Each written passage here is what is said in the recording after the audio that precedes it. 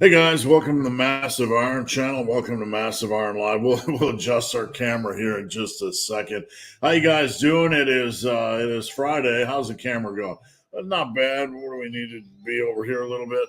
Uh, it's Friday. Sorry, I had to turn off my phone. Somebody's ringing. It's Friday, August 25th. Appreciate you guys joining in. I'm here for those of you guys that are tuning in late or this is your first live. I'm here every Friday at 11 a.m. Eastern. Please write that on your calendar. Please join me. Join a bored old man talking lifting. Now, we're not bored. This is what we love to do. It's better than working, right? So anyway, appreciate you guys joining me. I answer every question. So please feel free if you're new here to drop in, your questions. There's no dumb questions, no stupid questions, just awkward questions and questions that are a little bit weird. We can talk diet, training, nutrition, off topic, whatever you want. Doesn't really matter. Before we get into things, just a couple housekeeping notes. If your question doesn't go through, try shortening your question. It is not me throttling you. YouTube can sometimes be funny about questions, word use, whatever. It can filter a lot of random things. But I assure you, I am not blocking or banning you or filtering you unless you are doing something radically insane. So if you're still not able to get through, you can hit me up on Instagram at Ben the Barman, slide into my DM. I answer every question over there. Client work is always my first priority. And then after that, I'll check social media, and I always make sure to answer every question on social media. So how you guys doing, man? We're almost in September. We're in that pumpkin spice world, right? We're entering pumpkin spice land. Some exciting things coming up. My new house is almost done. It's going to have a filming gym, a basement gym, and we're going to do a lot of videos in the new year's where I'm going to be filming explanations, doing form stuff. I'm going to get somebody in once it's done. We're going to get the lighting all set up. We're going to have it like a professional filming studio. That's the whole point of the basement. So be ready for that. All right. So before we get started, a real couple quick commercials. Coaching, all my slots are pretty much filled up. But if you want coaching, if you're interested, just keep that in mind. You can head over to superlivingtoday.com. I've had a super busy week. I had a couple people drop out of coaching, and then I opened up some slots on Instagram and filled that up really quick. So I've been pretty busy. But with that said, people always ask me if I have a slot available. Somebody's always coming or going. So if you're interested in coaching, you need help, please, by all means, I'd love to work with you. A couple quick things. If you need a workout, you need apparel, you can check that out at superlivingtoday.com. I have all my workouts over there. TeamMassiveIron.com. If you're tired of social media, need a break from all the nonsense, political crap, whatever, please consider joining TeamMassiveIron.com. It's a very minor fee. It's like $4.99 a month, or you can pay a one-time gateway fee. And honestly, we just do that to keep the riffraff out. But it's a good community. I'm always trying to, build it bigger, better, and stronger. So if you're interested, hey, Buddy Boy's here. Come here, buddy. If you're interested in escaping social media, and Buddy Boy, and okay, thank you. I can't see the screen, but thank you. If you're interested in escaping social media and want something a little bit more positive, on Team Massive, we have form checks. You can do weekly form checks, so it's like micro coaching. We have topics of the day. You can also get help, Ask BHUD, which is me. You can get help with anything you want. And all right, we're going to dive in. Before we dive in, just know that if you post a question before live starts, you get a chance to win a free shirt, hoodie, weight creatine, or Team Massive membership. So I give that away every week. If you also comment on one of my regular videos during the week, you get a chance to win something as well. So if you haven't seen my videos from this week or haven't commented, make sure to do so. All right, guys, let's get into things. This is Buddy Boy. This is my boy. This is my wiener dog. He's my best buddy in the world, if you can't tell. And he had to get in on live because he just knows he was going to get the attention. So let's get started, shall we? Tim, happy Friday, Tim. Thanks for tuning in. Tim from Team Massive. Using dynamic double progression style progression for my 4 sets of incline curls. Goal is 12, 12, 15, 15. Thoughts on only moving up the weight when the first set hits the goal. Even if my letter sets are already. Thoughts on moving up the weights when the first set, 2 sets hit the goal. You're going to be using different weights, right? If your first 2 sets, if you're struggling to hit 12 reps on your first 2 sets, that's going to be a much heavier weight in a relative sense than the sets you're doing 15. So you're going to be using a different weight on the 15. So I'm not really sure what you mean, Tim. Thoughts on only moving up the weight? Then that's not really dynamic double. I guess it is. I mean, you get into kind of a funky corner here, but your 2 extra sets at the end are just going to kind of be bonus volume, which there's nothing wrong with that. But I would maybe run both of those as separate entities, like the 12, 12, 15, 15. Like I would use one weight and for the first 2 sets, and when you get that weight up to 12, 12, bump that up in weight. And the second 2 sets, I would use a separate weight. And when you get those up to 15, 15, then I would move up in weight. Does that make sense, Tim? That's how I would do it. That's a really stupid, simple way. Not really question, but whenever you assess my form is sloppy, can be more disciplined on a lift, I feel like those sets, no set is ever wasted. It's not like when you do a Pendley row and I want you to refine something, it's wasted. It's not like that at all. You have to get that perception out of your mind. That's not true. What we are doing is filing off the rough edges. So, I mean, there's a difference between filing off the rough edges and not getting. You progress consistently, Tim. You have a good effort. So, don't think like that. The only issue I really see with your form on Team Massive is you tend to go too heavy and too sloppy on Pendley rows. You really got to lock in your head and torso and drive those elbows back and stay in that lane. But still, on a Pendley row, even when you get a little bit sloppy, you are still working hard on them, and that's okay. You're just adding a little bit of English, but you're still getting in good work. Dumbbells and Donuts, happy Friday. And let me just move the comments down a little bit. Always a learning process. Thanks for keeping me in check. You're welcome. And thank you for being part of Team Massive. Rico, what's going on, Rico? Good morning, Massive Mammals. Welcome to the party. And Stein, what's going on? Stein, good to see you. Bread and Gatorade. Sounds like diabetes, no judgment. In terms of hypertrophy, is there a downside to going? Astagrass is arbitrary. So there can be, I'm going to call them cults because that's kind of what they are. It's the cult of arbitrariness on squats. You must do Astagrass. They pick up their swords and their shields and they march. It's silly. You don't have to go Astagrass. Astagrass can sometimes contribute to looseness. A lot of times can contribute to looseness and, butt wink and all kinds of negative things. When you squat, seek control and seek to go to a quality depth that feels natural for you. That's all you need to do. You go beyond that, you're probably going to get butt wink, lower back rounding, looseness, and a lot of bad things can happen. We're already putting enough pressure on our lower back with dead squats, RDLs, dumbbell rows, barbell rows, Pendley rows, all that kind of stuff.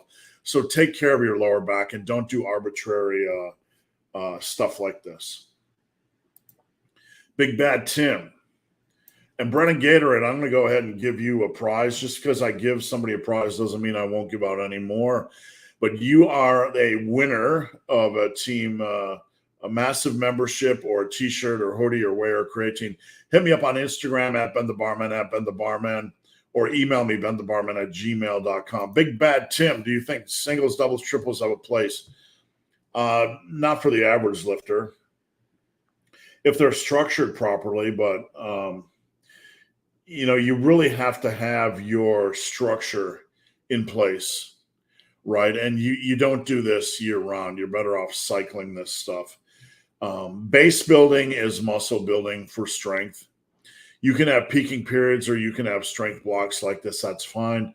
I wouldn't get completely away from doing rep work. So if you're going to do some of this in your bench work, that's fine. But you also need muscle building volume work as well. So they can have a place, but you really need either a good coach or you need to have you need to do your homework and find programs that can really help you integrate this properly. And you need to make sure your form is good. On bench, that's not so much of a problem. On deadlifts, we really have to be careful with the low rep work because deadlifts tend to take more than they give. And if you are, doing too many low rep heavy sets on deadlifts, you're not really going to get a lot of benefit from that. So we have to be really careful on deadlifts. Every lift is different. Squats, if you don't have your form nailed down, you should have no business doing this at all. Eric, sorry. In relation to how progression looks in real life, how does your progression look when in the long run? My first 3 years was consistent, and I've been lifting for 38 years, so I'm gonna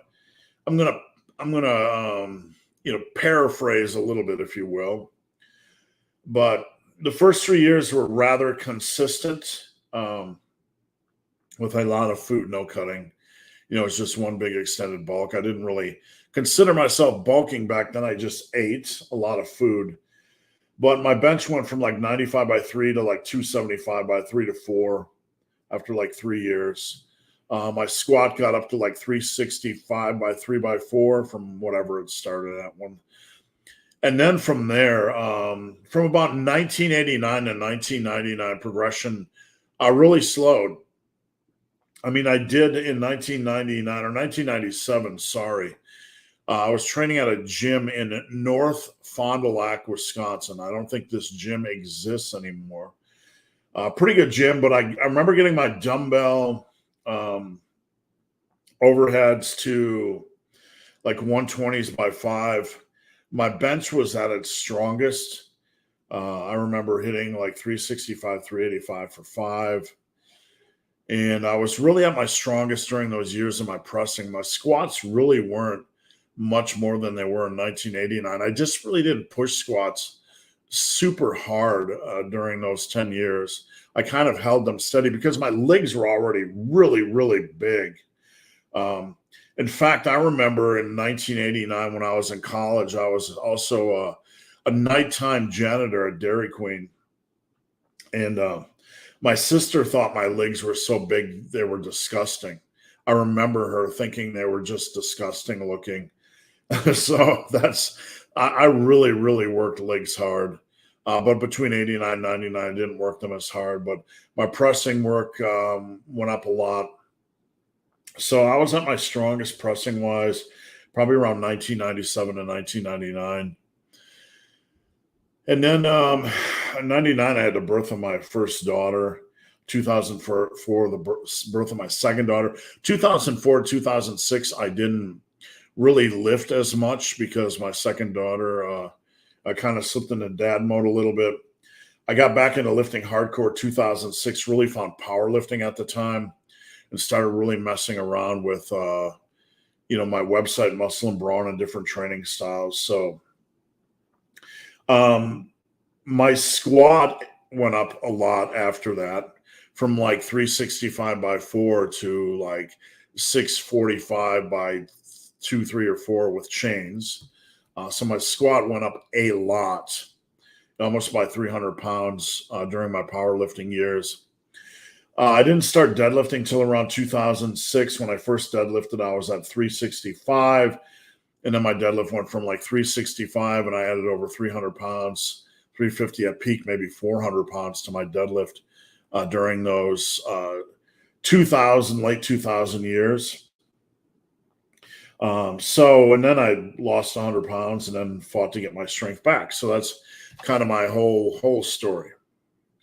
No, nothing smooth. Like, it's not like I trained smoothly in the same style over 38 years. So it's really difficult to put together like a playbook or over an overview. I trained hard for 3 years. And then I still trained, but I joined the military after my first 3 years of training, or after my first 4 years of training. After I got out of the military, I worked in car sales and lifted a little bit. Yes, Stan, I shipped to Norway. I ship pretty much anywhere. Creatine and whey, it depends on the country what they will let come into the country. But anyway, mid 94 to 99, my training was really, really hard. There are periods, where your training is great and your training is just kind of there. 94 to 99, my training was really good. 2006 to current, my training was super consistent and hardcore. But it was more powerlifting for quite a while. Currently running your big bench and love it. Good. Only thing I miss is having a day where overhead press is my big hitter. If I was to change one of the upper sessions to overhead first, which I'd have to look at the program. I have so many bench programs. So if you can send it to me via DM, I literally have like 50 bench programs. So mentally, I'm not picturing what that structure of that day looks like. So don't hold that against me. So if you can, just DM it to me. Big Tim, weird one, but is frequent poop frequent. Did you hear that, buddy boy? He said poop. Can you believe that? I know. Okay, where are we? Frequent pooping, a good sign of digestion health, and it just means you're eating a lot of food. Like with me, some of it has to do with meal timing. I eat a couple real small meal snacks, and then a bigger meal at dinner. So I tend to I tend to go in the morning, TMI, right, with no issue, and then sometimes later in the evening, 7, 8, a secondary, smaller, more delightful poo-poo, if you will. So it's just a sign of food volume. As long as you're pooping consistently, you're good. When you're not pooping, that's when I get nervous. Uh-oh, somebody's wagging. Is somebody up here? Uh-oh, Bubba Sausages just made. We're talking poop. Is frequent pooping a good sign of digestive health? You want to talk about poop? Well, if you're eating and you don't shit, then you got to. You can't say shit on Massive Iron Live. A plug. You can only say fuck on Massive Iron Live. Oh. Well, you're fucked. Yep. I think you're just burping my ear, Bubba. He's yawning. Okay. Hello. They're all excitable. Where's Snoopy? Oh, he's gonna get anxiety. Come here, big boy. Come here. Snoopy, want to get on camera? Bubba does. Oh, Bubba, you're a big fat meatloaf. Hooty. This is Bubba. Hi, Bubba's a baby. big fat meatloaf. It's okay, Bub. Just relax. Come here, Snoopy. It's not like we're gonna throw you on the grill. Snoopy's wandering. He's waggling and wandering. Okay, Bub, you're really getting annoying. Ooh. Can you grab him? He's gonna fall. Oh, well, hey, give me this one. I don't know if I can do this. Okay. They're so fat. Okay, this is okay. Take big boy. No, I gotta get back to work. This hurt my back. Sorry. I have 2 big wieners. Okay, she has 2 big wieners. I only myself have 1 big wiener, but we'll just leave it at that. No, yeah. Okay, thank you. I gotta go. Okay, thank you for the talk on poop. Come We here. appreciate it. Come here. Stay with Dad. Just Snoopy. Come here. All right, where are we at? Who? No, we were at poo. Come here. All right, here we go. Do you think assessing body composition monthly on a bulk can be a good thing? I think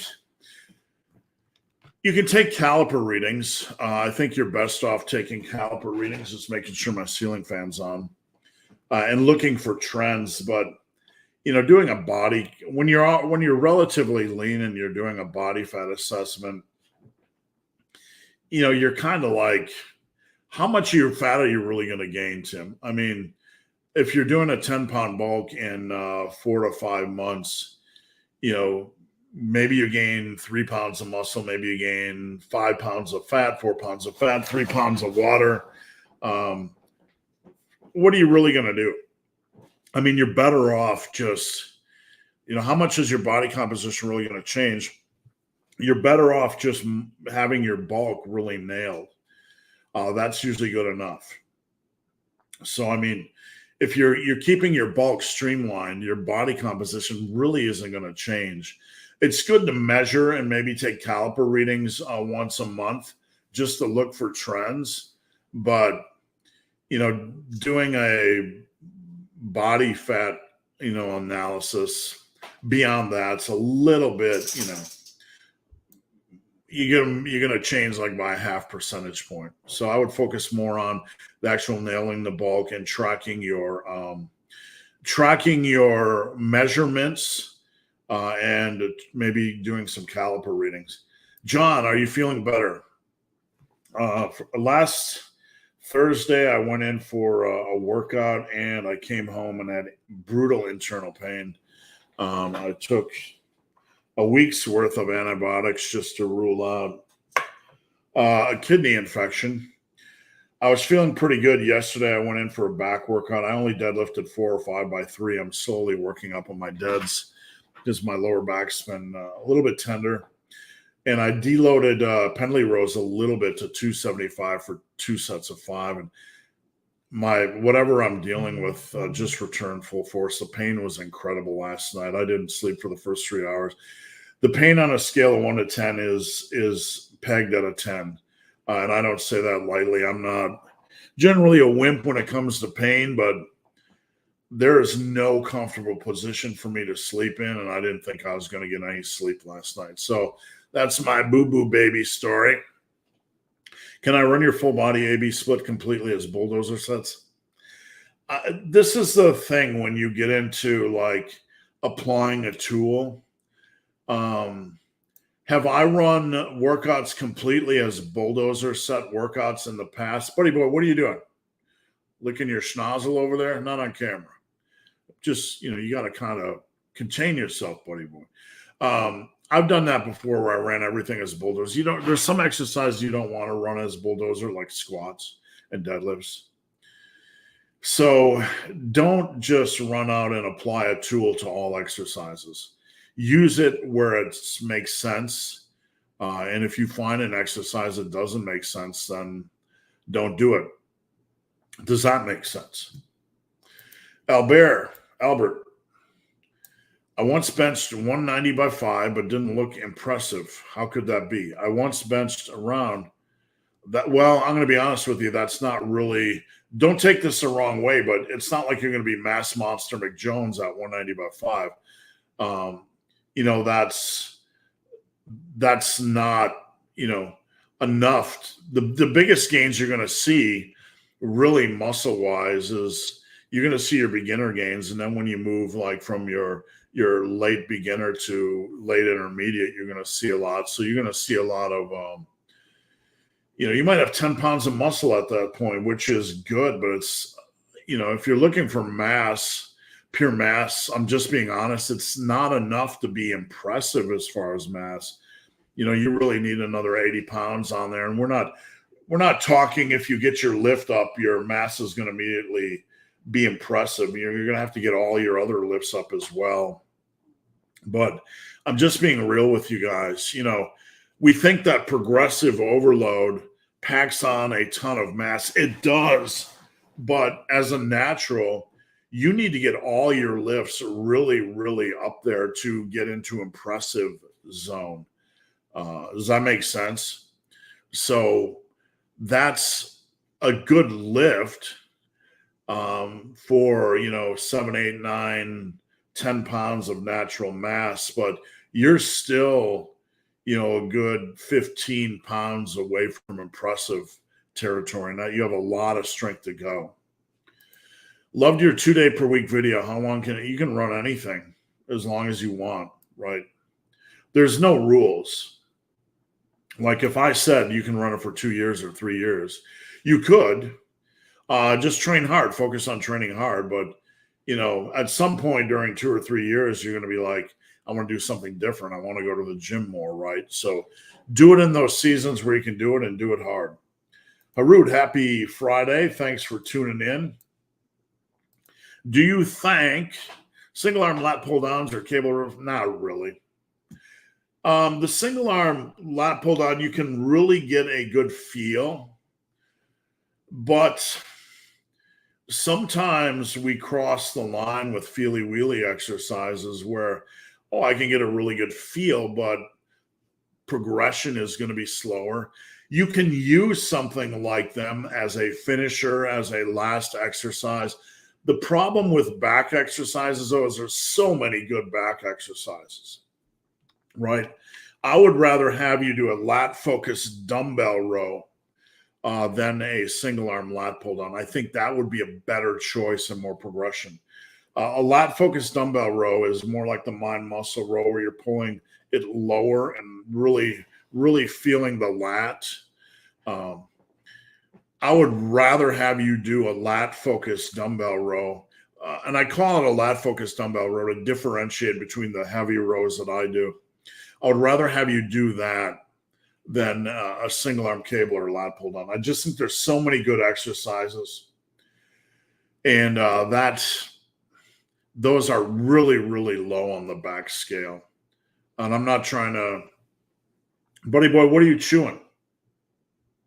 Are you chewing on your collar? Come here. Did you get your collar around your arm or what? What are you doing? No, you're good. Okay, he's good. Gilbert, Dr. Iron. When programming for 72 hard sets, do bulldozers count? A bulldozer unit's going to count as about 3 hard sets. That's my generalization. Adams family, happy Friday. Thanks for joining in. Jonathan, good morning. Steve, could the massive big small 2 times a week be combined with a 10-month massive? Yeah, absolutely, man. Absolutely. The big small is a brutal program. For those of you guys that don't know, I put that up this week. And can I bring it up? Let me see if I can bring it up. Wow, my screen did something weird. Can you guys see this okay? That's the big small. And the big small is basically, you have week 1 on the left 2 end columns and week 2 on the right 2 columns. So big small basically is for those power builders in the crowd that like to do the big lifts. We're going to do all 4 on one day. It's going to be brutal, but we're only training 2 days a week. Deads, you can do 2 sets if you want. You don't necessarily have to do 3. Bench, you can do 3. Squats and overhead press. And then we got a couple lighter exercises at the end. So this is more of a full body style with the big lifts all on one day. Could you run it with a 10-month bulk? Absolutely. This is going to be a pretty impactful program, even though it's only 2 days, but a 10-month bulk, let it rip. What are the downsides? Let's say you gain 20 pounds during a 10-month bulk and you only gain 6 pounds of mass. That's a lot of mass, brother. I mean, 6 pounds of mass, not to sound like Hulk Hogan, but, as long as you have the ability to rip off a 10 to 15 pound cut if you need to, it's good. But mass isn't replaceable, right? We want all the mass we can get. Mass is hard to achieve. So we want to do a long, wise bulk. And if we're doing a wise bulk, we should not fear a little bit of extra fat gain because we should be able to do a 10 to 15 pound cut at any time. I've said this before. If you don't have the ability to do a 10 to 15 pound cut, then you shouldn't be bulking at all.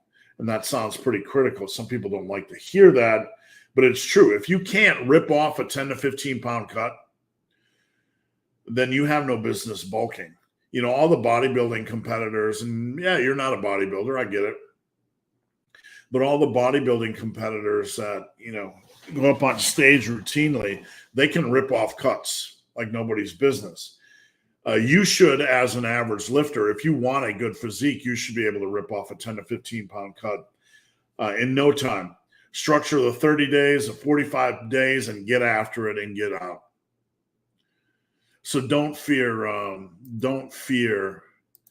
you know, a 10-month bulk, even with 2 days a week training.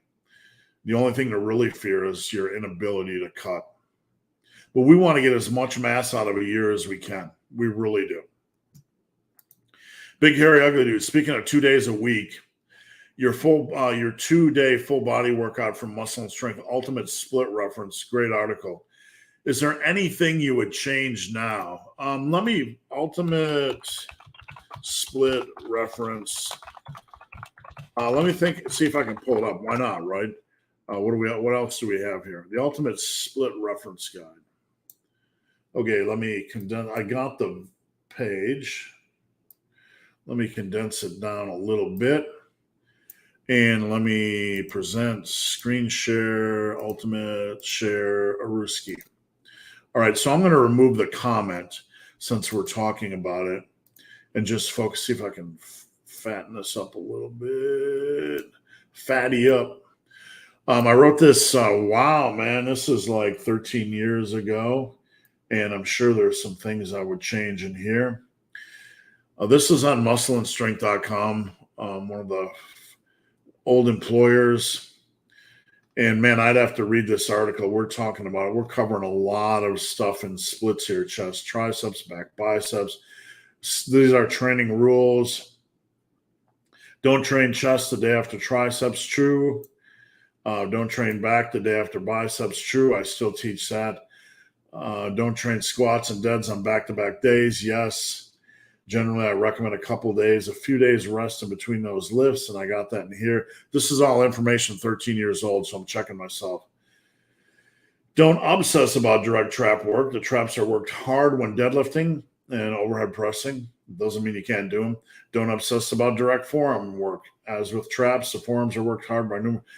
Most of my information hasn't changed in 15 years. Imagine that. Don't overwork the rear delts. They're hit hard on back day. That doesn't mean you can't do them. Front delts, don't overwork the rear delts. They're aggressively hammered when using pressing movements. Still teach the same thing. So same thing. Imagine that. My message hasn't changed in 15 years. Maybe I was on to something. All right, so weekly volume. Now I have 72 hard sets. What did I have there? Let's see. Total of 27, whatever.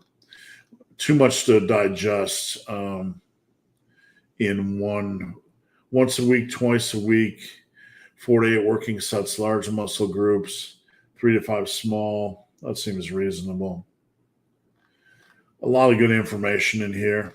This is a 2-day that I put together back then. Squats, bench, barbell row. That's pretty hard, but that's what you're going to get on a 2-day, right? Deads, dip, leg press. Yeah, it's a good program. I'm not sure I would do abs or calves in the mix. I'd probably slot something else in there, probably get rid of upright rows. If you're in a gym, I do maybe a machine, shoulder press or side laterals. There's a few things you could change here, but good program. And this is a 2-day upper lower. Yeah, I mean, these are pretty good programs. There's not much I would really change. We're just maybe changing a few of the minor things. So overall, it holds up really, really well. We'll take it. All right, let me find where we were at. I see frequent pooping. Let's see. Here we are, Adam's Family. I have a heavy bench day in my program. On the other day, I do overhead for higher reps. And I have another day. Wait, what? Heavy bench day. On that day, I also do high rep overhead. I also have another day with heavy overhead and bench for reps. The overhead press goes well, but the bench isn't. There's a lot of things we would have to look at. I'd have to look at calorie intake. I'd have to look at it if you're actually progressing, because some people say they're at a plateau when they're actually adding a rep every third or fourth week and they're making progress. So I can't tell much from this. And I don't mean this as a negative thing. It just doesn't give me much information.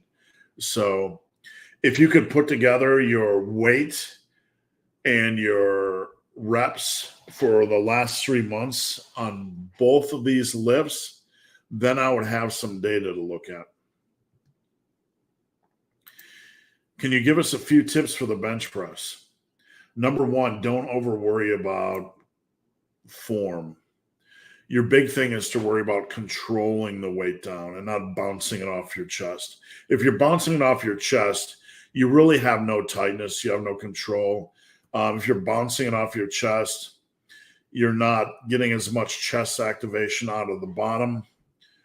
So we really want to focus on control more than anything on the bench, rather than don't bother with leg drive or arch or anything, or packing this or packing that.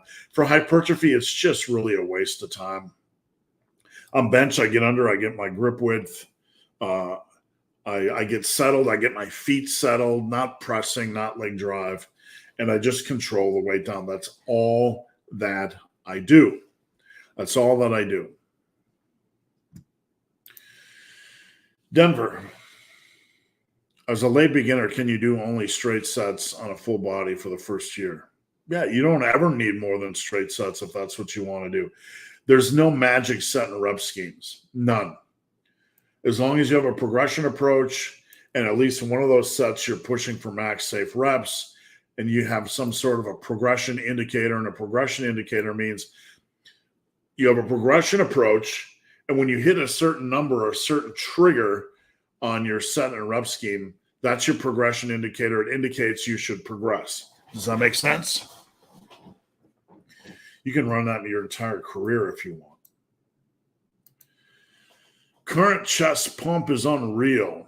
5, 10, 10, 20 followed by incline. That's a lot of reps. Yeah, I'd get a chest pump too. Yeah, I mean, you're getting into the point where you need bigger dumbbells. So even if you could just order a pair of 70s, that would be a bonus. Like sell a kidney or something. Sneak into your wife's closet and take all those outfits she never wears and all those shoes she never wears and just eBay that stuff, right? She'll probably notice eventually. But by then, you'll have your 70-pound dumbbells. Either that or just tell the wife you're trading in her car for something cheaper because you want to get dumbbells, and say, I'm the boss of the house, and my dumbbells are more important than your clothing and your car. And I'm the king of this house, and I command that this is the way it shall be. And then you just say that to your wife and let me know what happens, all right? Just tell me how that goes. Either that or ask for an allowance. Just like ask for an allowance from your wife, like $5 a week, and save it up. You got to have some crap around the house you can eBay. I mean, we all do, right? We all have some eBay crap we can sell. So get you a pair of 70s, however you can. Lower. 45 is way too steep. You basically want to go about 20. I wouldn't go more than 30 at all, degree incline. You want a slight incline, not aggressive. You get to 45, you're getting halfway to overhead, so that's a little bit too much. Tim, have you ever been tempted, asked by others if you want? I mean, people in 38 years, no one's ever said, hey, man, you want to come on over in the corner and then let's do a hit of Megaroids now. I mean, I've been in gyms where there were dealers. I got stories. Look, I'm not, I didn't live in seclusion. I was at one gym where there was a dealer there that was actually selling fake crap to man, this is a long story. He was selling fake stuff to some of the Detroit powerlifting crew. They came and cut his arm off, not at our gym, but this is a true story. I drop names, but don't really want to. So the long story short is I've been at some hardcore gyms. I've trained with everybody. I've heard their cycles unsolicited, but no one pressures you into doing that stuff. I've never had anybody pressure you into that stuff in 38 years of lifting. BBR, do you think exercising but being overweight or obese is healthier? Absolutely. Exercise is always healthier. I will tell you, when somebody comes to me for help and they don't exercise at all, they have nearly a 0% chance of losing weight. And in my opinion, a 0% chance of eating healthy. You rarely, it sounds scandalous to say that, and I'm not trying to generalize. There's some people out there, but here's the thing. You rarely see somebody eat healthy that doesn't also exercise, right? They kind of go hand in hand. So when somebody comes to me and they're not exercising, usually they have like a 0% chance of losing weight unless they do some radical fat, and then they are likely to gain it back. The people that come to me that are exercising have a much higher percentage chance of being successful with weight loss, because they already have some degree of appreciation for their health to the point where they're exercising. I'm not condemning anybody. I'm not judging anybody. I'm just telling you the way it is. If somebody exercises, it's always a good thing. Movement is always a good thing. We can't generalize. Somebody's obese, overweight, skinny, whatever. Movement is always a good thing. The movement has to be appropriate for the body type, right? Obviously, we don't want to do sprints if we're, Lizzo. No disrespect to Lizzo, but you're gonna spork something, right? It's not good for you. Lizzo might get angry with me, but I wouldn't be sprinting, right? So I'm not Lizzo. But anyway, you know what I'm saying. Exercise is always a good thing. Diverging rows or regular rows. Let me see if I can pull up a picture for somebody here. Just overthinking stuff, overthinking stuff. I can't find a good picture, but if you're going to have a program, you're going to have room. Here's the thing. You're going to have room for, a good 4 back exercises on your back day. And I don't like to do one versus the other. I like to look at the overall big picture, right? If you have a machine row, that's okay to be slotted in your 4 slot. And sometimes I do machine rows. Yesterday I did T-bar on my 4 slot because I like them better in machine rows. I just do. But if you got room for a machine row and you prefer a diverging row or whatever, use it. It's more the bigger picture. In the massive iron world, we don't go, what's better, incline press or flat bench? Better is always both if you can find a way to move both in. On my back work, I might do 4 exercises one week, and then I did deads yesterday, Pendleys, seated cable rows, lat pull downs, and T-bar rows yesterday for back day. Some days I'll go in and I'll do deads, dumbbell rows. I usually keep seated and lat pull downs as staples, and then some days I'll do machine rows instead of T-bars. So I'll work in some variety. All right, let me get a drink.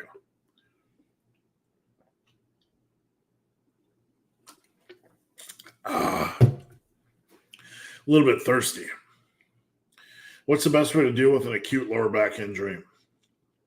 Number 1, remove the exercises that are major aggravators. Squats, deads, RDLs are the big ones. If Pendley rows or dumbbell rows bother you, remove them. Give it time and give them more time than you want to, okay? Give them more time than you want to, and you'll be good. I got to tell my wife to turn the air down. It's hot. It's an oven with door closed. She has appointments downstairs. And when you close the door, it's just an oven in here. All righty. Howie, good day. Thank you for the funk program. Anybody that's curious, I put that out yesterday. It's full body with the junk day. Could you also move minor body parts to junk to save time? You could. You could move arms there. You can do whatever you want. There's no rules. As long as you get in weekly work and on a full body, if you want to do your major body parts and then your arms all in one day, that's fine. Remember that that's still frequency training. You're still working your arms on rows and presses. So you're just working them differently. Even though you don't have direct work, doesn't mean you're not doing full body or frequency work. Micronutrients. Recently started looking at my numbers and discovered my vitamin E and choline intake is about 70%. Curious if you have any thoughts about those micronutrients. I think things that, calculators that monitor micronutrients are a good thing, like MyFitnessPal, Chronometer, whatever you're using, apps, not calculators. One of the best benefits you can get from them is to look at your long-term eating habits and what you're doing with your micronutrients. To a degree, sometimes, micronutrients are as big of an indicator of what's going on with your eating habits, as big of an indicator as your calorie intake. So there's some value in that, obviously. If you're at 70% of something, do you need to worry? I don't know. Do your research on examine.com. Have a backup plan. That's why I take a multi and have a backup plan. If you're not sure, get some vitamin E and choline gummies. That's my best advice. I wouldn't call it paranoia. If it's enough for you to think about, I would research at examine.com. And maybe, do a very, very minor, I like doing gummies because I just get tired of taking pills, but a minor degree of supplementation. There's a lot of tingling in your hands.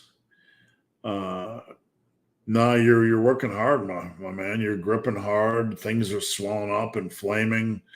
I don't really know that it's a pre-workout side effect, but I'd say there's nothing to worry about. Nothing to worry about. If you're playing a game hard, and lifting is a game, it's a physical game, you're going to have weird things happen. But just because a weird thing happens doesn't mean there's an issue. And this is kind of a disconnect sometimes with some lifters. Weird thing happens, insert, oh no, must change. No, it doesn't work like that in many cases. And what we have to understand, whether you're playing soccer / football, American football, baseball, rugby, basketball, whatever you're doing, your body is pushing itself physically. And there's going to be a lot of weird things that can happen. But most of these weird things are just temporary things we need to recover from, and not anything we need to be overly concerned about. If they're recurring or they're lingering or they cause us pain, then that's kind of when we need to see a doc. Yo, happy Friday. Thanks for tuning in. I appreciate it. Big Bad John. Would you change anything on the bulldozer training 3-day split on MS? Let me pull it up.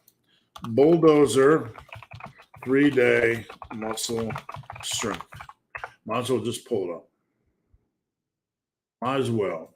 Okay, let me squeeze her down here, and I'm going to remove the question and present the screen so we can look at it. This is an article I wrote. It says June 20. No, that's when they updated it. This is probably from like 2010. This is one of my earlier programs. I wish Opera wouldn't do this. Opera is my backup browser for YouTube. But this is going to be a quick program. Sometimes Muscle and Strength, they own the rights, so they'll go in and change it and add a download or PDF or whatever. So this is escalating rest periods. Over there, you can find it. Rep goal, DDD, day one deads, barbell row, wide grip pull up, curl. I mean, the wrist curls optional. Back. This is a decent workout. If I had to change that, I would dump that wrist curl and add in maybe one more back exercise, and maybe put deadlifts as a 10-minute block. Too many curly whirlies, and I would put in a seated cable row, probably, or a machine row, and dump that wrist curl. Bench, hammer bench, seated overhead. I would put in an AB where the day 3 on week 2 starts with military press. And I'd put in some different variety. I'm not sure I'd use a hammer strength bench. It's all right. But I definitely have a week 2. I'd probably put in a week 2 for most of these. So, we're doing like week 2, we would start off with military press, and then maybe do, dumbbell bench and, stuff like that. That's really all I change on that day. Day 3, quads, hammies, That looks all right. Nothing wrong with that. So that's what I would do. I hope that helps some. Where are we at? Tingling. There we go. Best way to deal with a lower back injury is to remove the exercises that are frequent contributors. Squats, deads, RDLs, and then to a degree dumbbell and barbell rows if they're bothering your lower back. Out of the 10 most recent trips to the gym, how many times were you the biggest guy there? There's a couple guys there that look pretty good. There's one guy there that looks like a bodybuilding competitor.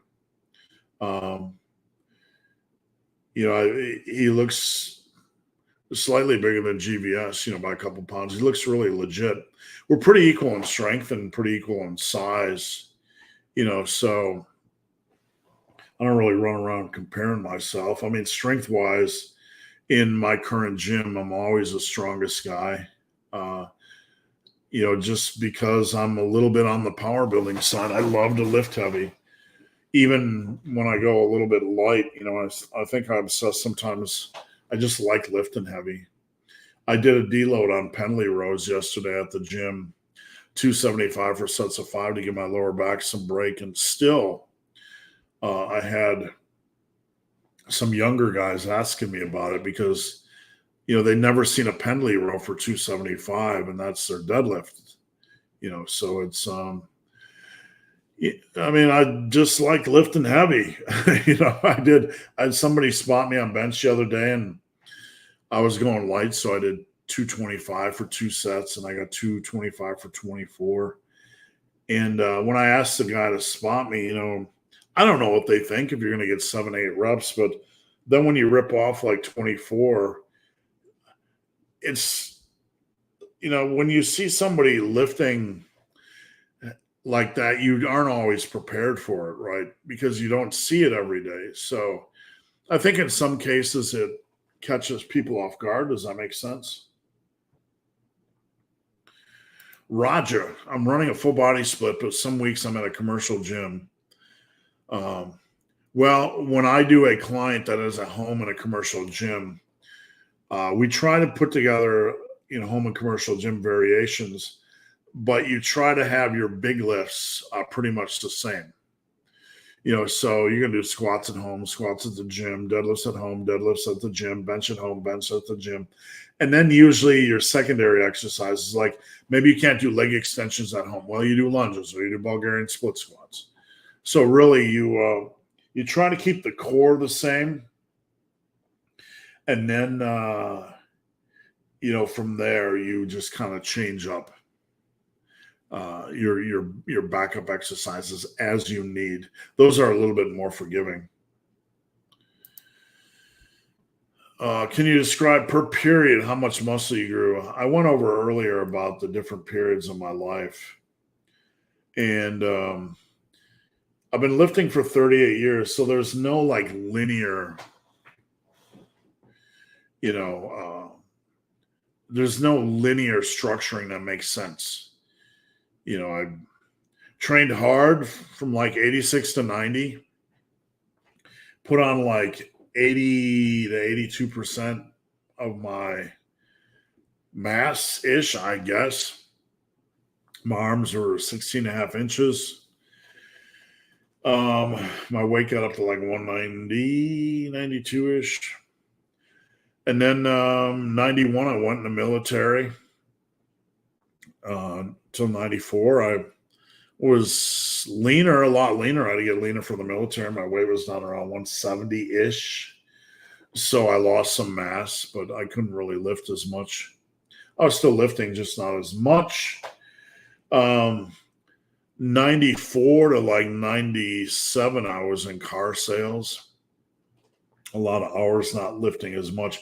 97 to 99, I really got back into hardcore lifting, and that's when I really got close to where I am now, mass wise. I really brought up the last 10-15%. That's when I was at my strongest at the end. From 99 to 2004, I lifted, pretty much hovered around the same. 2004, 2006, didn't lift much after the birth of my second daughter. 2006, got into powerlifting and started playing around with all different kinds of powerlifting programs. Size didn't really change. Then when I got fat, everybody thought I was small, didn't have any muscle. I lost 100 pounds, and people were like, oh, I guess you did have muscle. I really started to train hard and heavy around the age of 45, 46 for volume, more bodybuilding style again. And brought up some of my more lagging body parts, smaller body parts, and had a better, well-rounded physique. That's where I'm at now. I woke up early at morning. Sorry to hear that. I'm busy all day. I can't even eat regularly, but I chose it because I love it. Well, you have to find food you can eat. I don't know your schedule. I don't know your demands, but no matter how busy my schedule gets, I always find there's foods I can take along that I can eat. So that's really what it's all about. All right, guys, we're at about an hour in. I appreciate you guys watching. We're going to keep rolling. Got some dog hair up here. I'm going to stand as long as you guys have questions. So keep the questions coming. I just want to take a break here at a minute to say if you're new here or I miss any of your questions, you can head over to Instagram @BenTheBarman, slide into my DM, and I'll answer your questions. And where'd that banner go? Quick commercial, 1 second. If you need a workout, I have tons of workouts and PDFs. I have the massive collection, which is 354 pages over at superlivingtoday.com. If you need coaching, check out the coaching tab.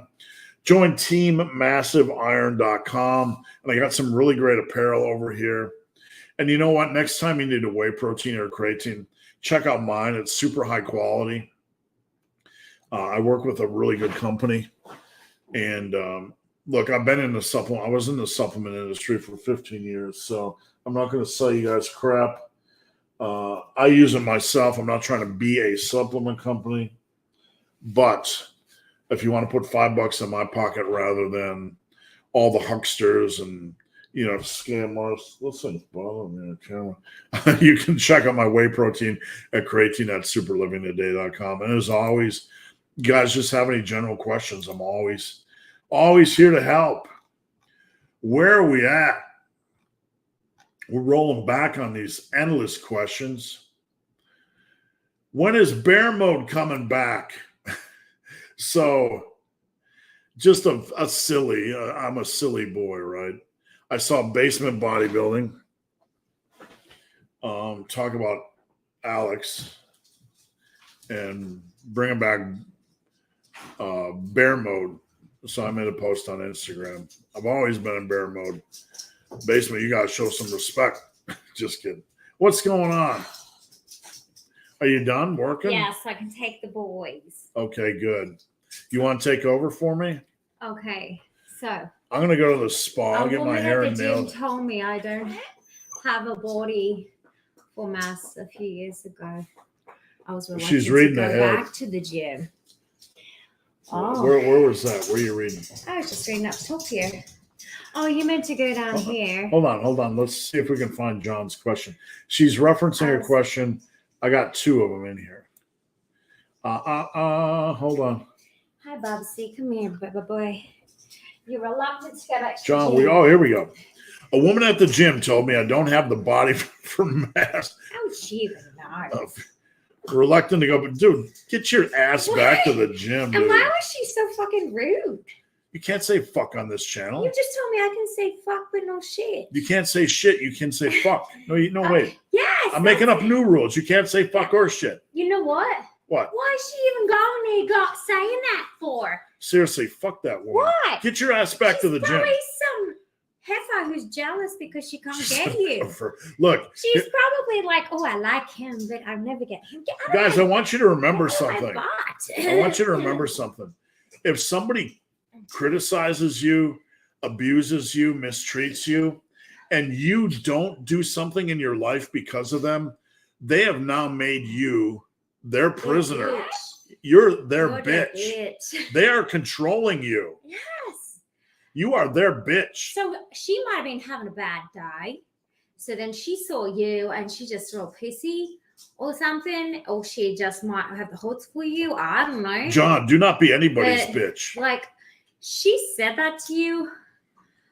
I wouldn't have been rude to her.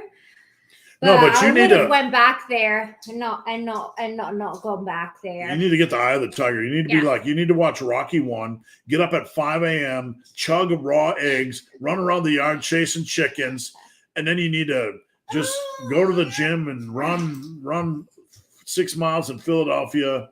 Have you seen the majority of people at the gym? Like literally, there is all different walks of life, shapes, sizes. I go with the oldies a lot because they're more fun. No, I'm more fun. No, they're more fun. Like I have this friend and he's 98 years old, Tom. 98, I can't even count that. And he goes and he works out and he's so full of beans and life. And nobody cares what anybody looks like. And you're not there to judge. Everyone has their own goal, their own. If you might want to go there for general fitness, you might not want to get big and strong. You might want to keep yourself healthy. You might have had a stroke or something, so you go in there for mobility. Like everyone has their own goals, and how does she know or she know what you're going for? John, I'm so pissed. You need to hire me as a coach. John, we're going to get you back. We're going to get you some Eye of the Tiger. I go there and I don't care what anybody thinks. Hey, Fiona. Yes. Before you go, can I ask you a question? What? Would you like to see my vibrator? It doesn't vibrate. Just a joke. Does it vibrate? No. This is my hair. Does it stimulate your hair follicles? It stimulates my hair follicles. Just making jokes. Does it All right. stimulate your hair follicles? I gotta get back there. Does it actually work? Yeah, it works. Does my head look like it has any hair on it?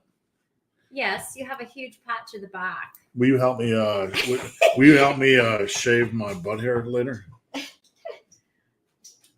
I was gonna say I know because I can't say certain. I don't even have butt hair, I right? can't say. I don't it's look at smooth. your. I don't look at your a-hole. I think we're gonna have to have an appointment tonight for you to I look don't- at my. Do you want to get some ass bleaching while you're at it? You want to look at my brown star tonight?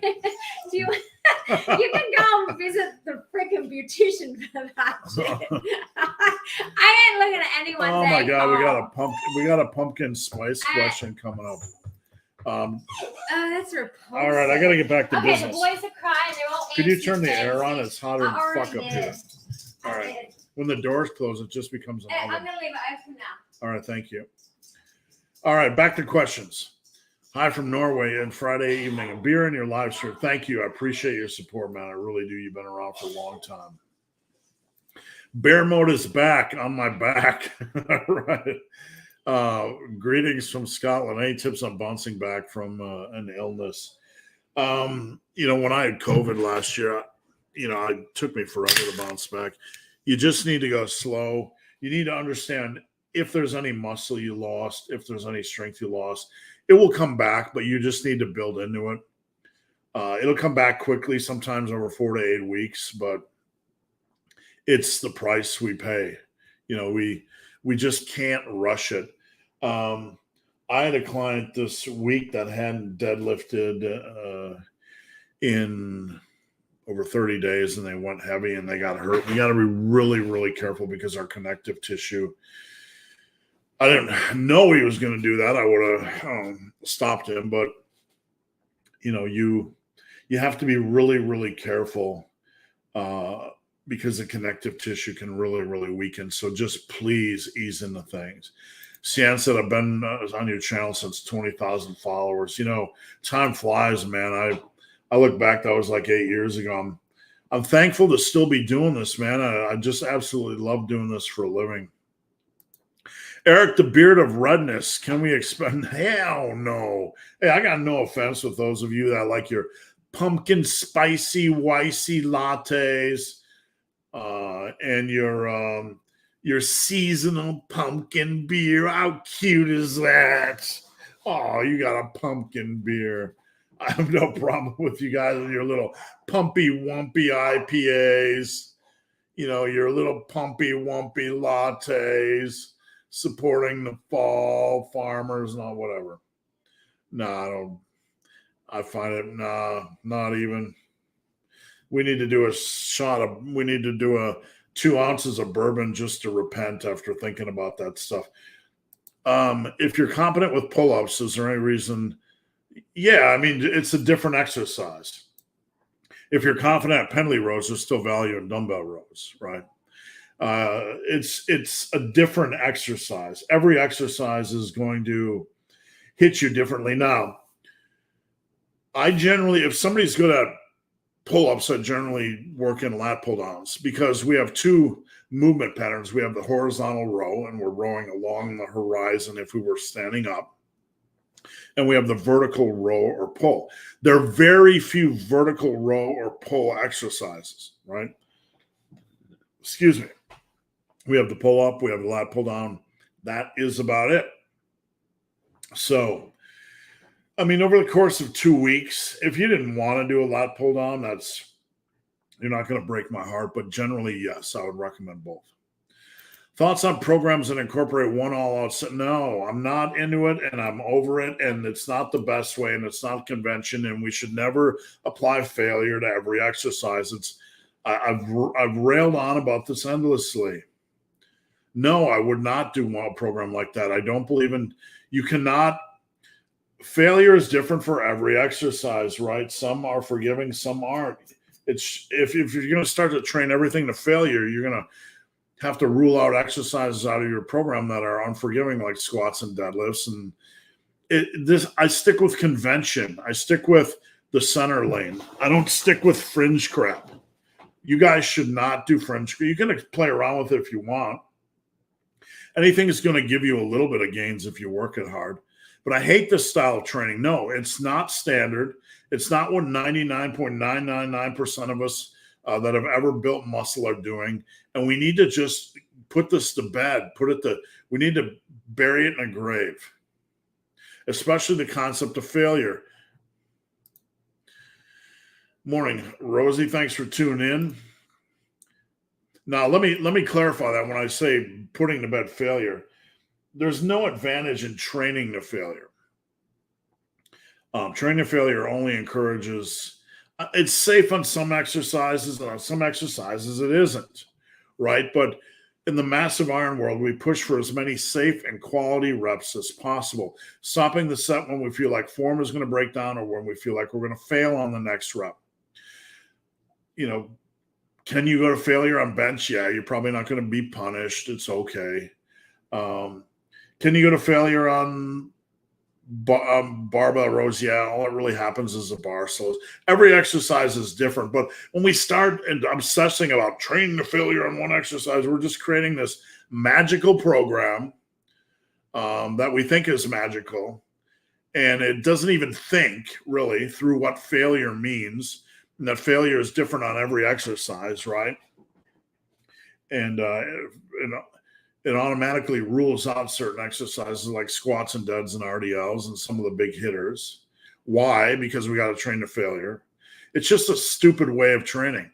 If you look at the history of lifting, and that's basically what I've done over my career, is done this huge meta. My whole entire life has been a meta-analysis of training styles. And I don't care how many stupid fucking videos are being put out on YouTube about Mike Mentzer and one set to failure. You guys need to fucking forget it. I've never in my whole life seen anybody stick to this more than a couple of weeks. It's boring as fuck. It's arbitrary. You can get results on anything if you work it hard, but you want to do it, go ahead. But this is junk. It needs to die. It's one of the stupidest ideas in muscle building. If my program has trap bar deadlifts, leg curls, squats, leg press, then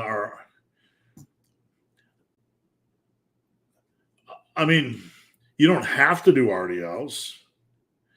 It depends on the context of your program. If you've not connected with RDLs, then I would not do them. There's no exercise you need. Trap bar deads are going to work the hamstrings to a degree. Leg curls, I'd still probably want you to consider like glute ham raises on a back extension station or something a little bit extra for your hammy whammies. Would 1 week of weight average trending down? Yes. You need to eat more, son. I love you, but you haven't been in a bulk on your bulk. You need to bulk on your bulk.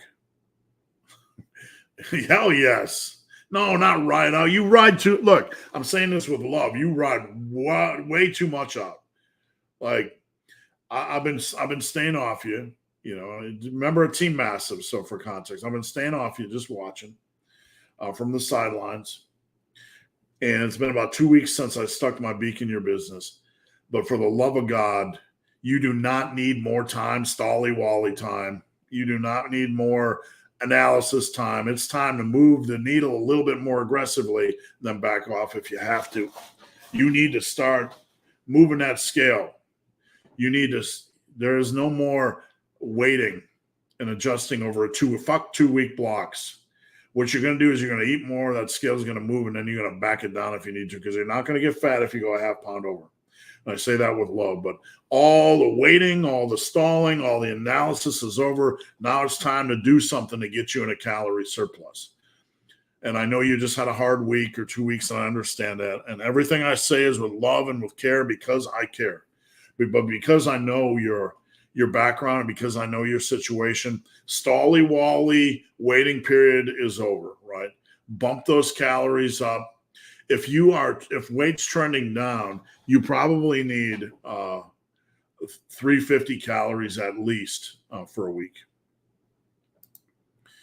Favorite unconventional strength? I don't do that stuff. I really don't. I've messed around with it in the past, Zercher squats and zombie squats and all that kind of crap. I don't. I mess around with everything. Or I've done snatches in my yard, right, in the grass. I've done it all. I don't like doing unconventional strength exercises. That doesn't mean there's no value in them. That doesn't mean you can't do them.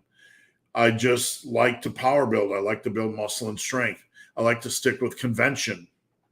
There's the most value in convention.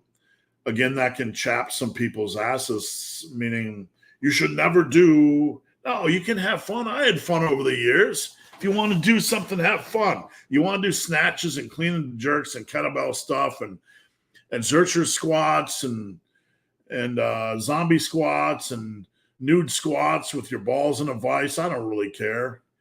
Do whatever you want to do. Life is all about doing what you want to do. Do what you want to do that day. Have fun. But we have to understand there's a difference between doing what we want to do and what is optimal for strength and muscle building. And optimal is generally convention, right? So get your conventional stuff in and then do your unconventional. Do I like to do unconventional stuff? Not really. I just find it to tend to be more of a meat grinder stuff. You know, when I throw in searchers or nude squats with my balls in a vise, not really. You know what I'm saying? But it's I just find it chews me up, and I don't like that feeling. I like to stay comfortable and in my lane. Would chest support a machine rows and cable rows be no? I've been doing dumbbell rows for a while. I don't care if you're feeling bored. I really don't care. If you want to trick, it's like when my child used to come to me and say, "Daddy, I'm bored." Oh, you're bored? Go clean your room. Look, I'm saying this to you guys with love. I really don't give a fuck if you're feeling bored. You still got to do some big hitter. Seated cable rows is a good exercise. Machine rows, they're kind of the bottom of the barrel when it comes to rows. You need to do a T-bar, you need to do a penalty, you need to do a dumbbell row, you need to do something. So I'll just leave it at that. 2 rows, no, not at all. You have to look at the whole bigger picture of what you're doing. And that's like, even though those are okay, the big picture is that's a sad sack ass routine, right? That's not going to get anybody big mass. And that's what we're looking, that's what we're here for. Stein was in late. Yeah, I know. It was still top 5, maybe. Long-term injury prevention advice. Number 1, use VersaGrip Pros. Use VersaGrip Pros. Use VersaGrip Pros. Elbow tendonitis is one of the most common issues from overgripping. Use VersaGrip Pros. But my grip, man, I want to train my grip. Well, train your grip after you're done with your using VersaGrip Pros on your duds and rows, so you don't get elbow tendonitis. Number 2, fix your damn squat and deadlift form. Guessing or thinking it's good enough, I'm here to tell you it's 99% of the time it's not. It's not good enough. Get a coach. Have some advice. Go to a seminar.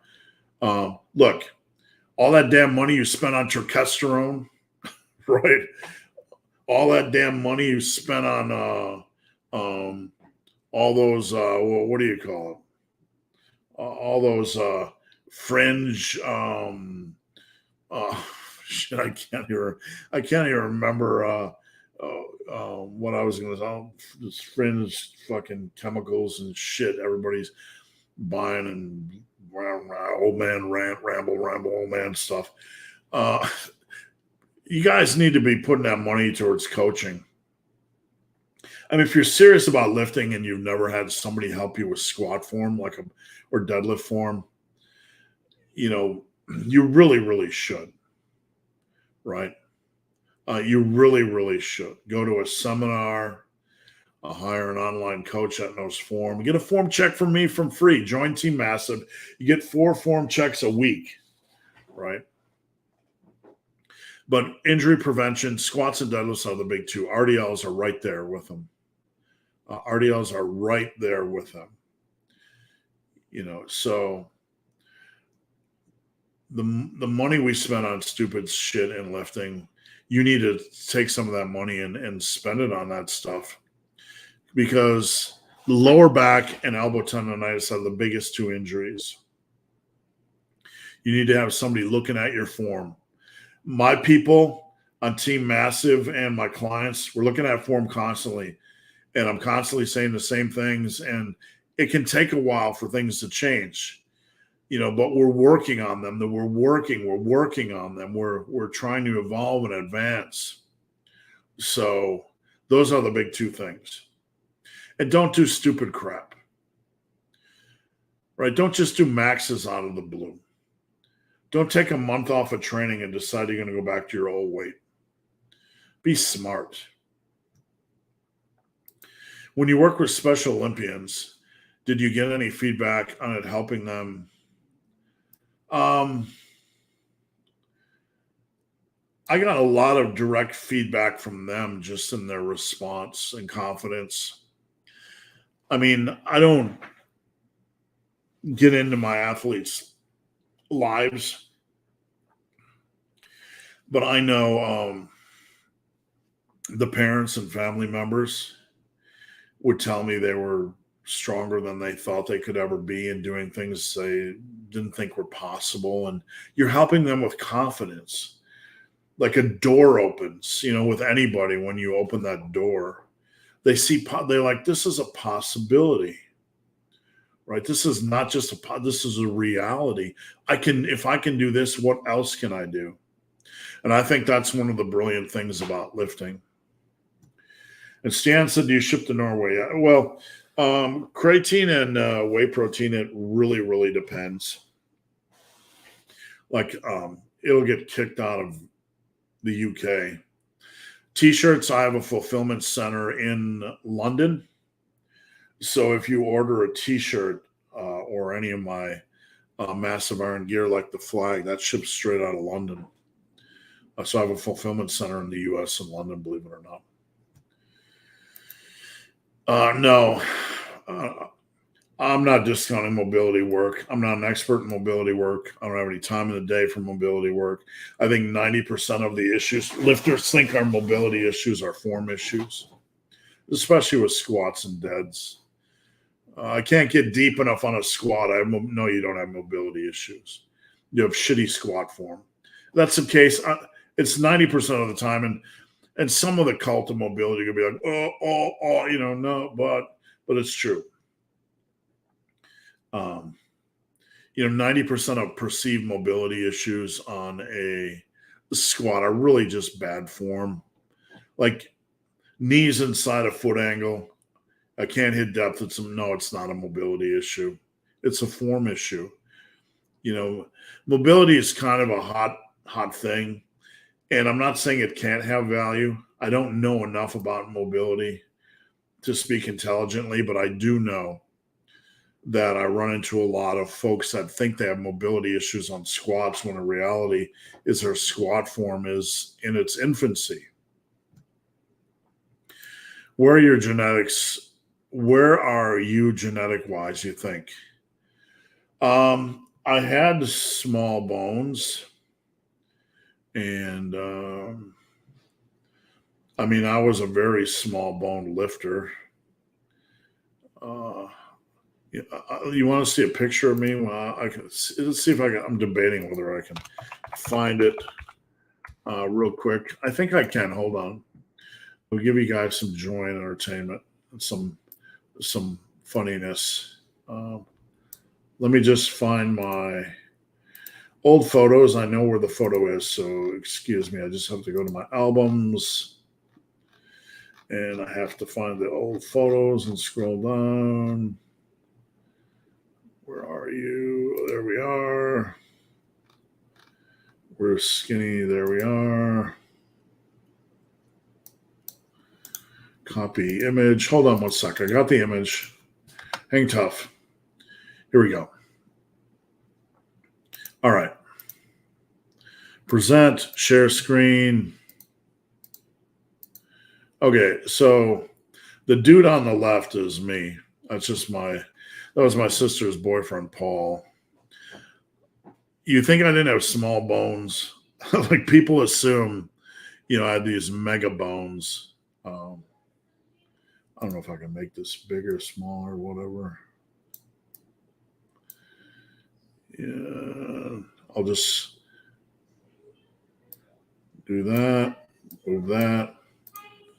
Okay, so people assume I have these big bones. That's me on the left. Just small wrist size, small bone size.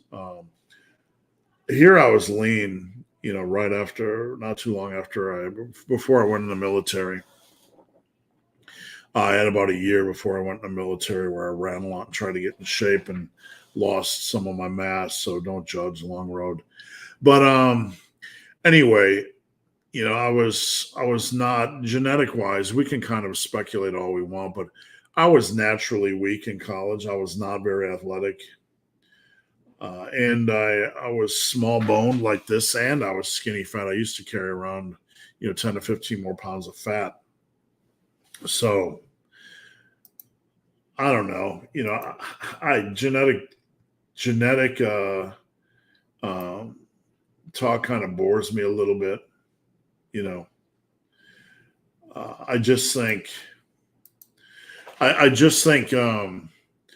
it doesn't matter as much as how hard you train. There are some genetic factors that do, but I've coached Special Olympians in holes deeper than we'll ever be in, and they lift more than the average person in the gym. So I don't really care about genetics. What are most training plans missing? An understanding of convention, bigger picture, personal meta-analyses. Like if you study training from the 50s, the 60s, the 70s, 80s, 90s, all the way up, you gain a big picture, right? A bigger picture. And there's a lot of things, balance, a focus on the bigger picture of how a plan is attacking and muscle and area rather than one specific exercise. Anyone can build a program, right? It's like anyone can build a paper airplane. That doesn't mean it's going to fly very well. But I built one. It's really easy to build one. There's a lot of nuanced things you see. I mean, there's so many nuanced things you see that people don't understand because they don't have experience, like working in front delt work and stuff like that. If you were only allowed to do one exercise for the rest of your life, it would be probably 12-ounce curls. That's just humor. I don't know. I don't really like questions like this because, they're non-questions. I appreciate it, but, I've never lived in that world, unless I got injured and could only do like a bench press or whatever. John, still having a hard time to believe we can build muscle. Well, John, who builds muscle 2 days a week over the course of their life? Coach John Christie trained thousands of people on 2 days a week. Do you think hard work doesn't pay off, John? It's like the same people that don't believe body part splits can build muscle. Like, what do you feel is magic, John? People used to, if you take the average gym lifter on some shitty program with no focus on progression, shitty exercise selection, and you put them on 2 days a week with a good exercise selection, nailing their nutrition, nailing their progression, how much mass do you think they'll put on during the course of the next year? Do you think it'll be decent, 6-8 pounds of mass compared to the crap? Of course it will.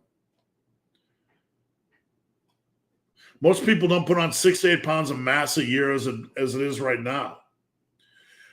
If you gave me 20 men in the gym that haven't made any gains the last year because they are screwing around,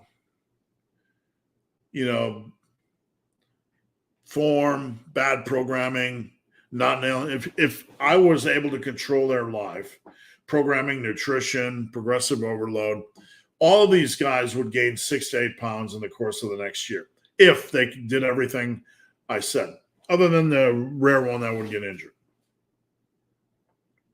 Do you need a success story to prove that, John?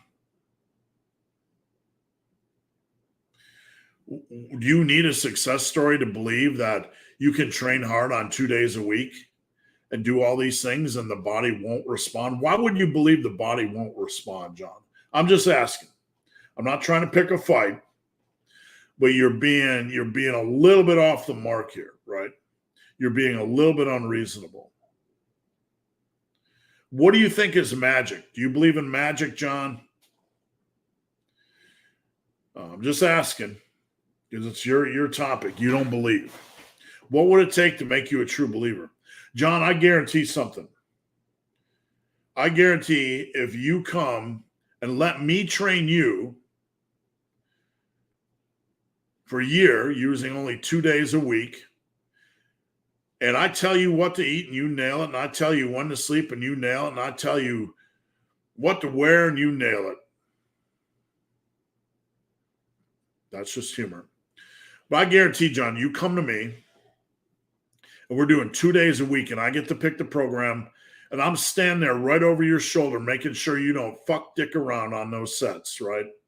We're making sure you're pushing sets safely to the limit. Not your limit, but mine.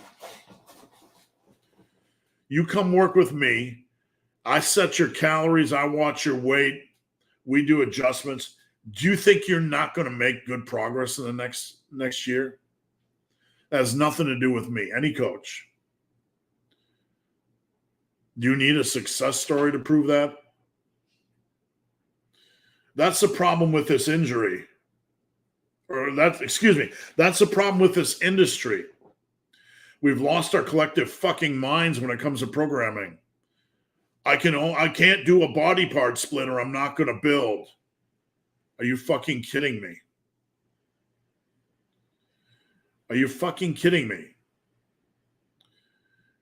Everybody believes the body is so fucking fragile and it has to come down to one type of programming, one type of structure.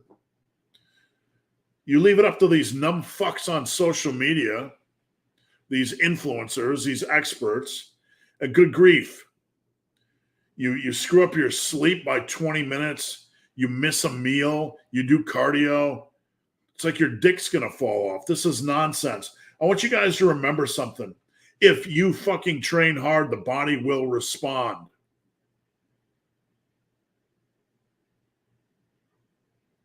You're going to bury yourself. Look, do I want everybody training 2 times a week?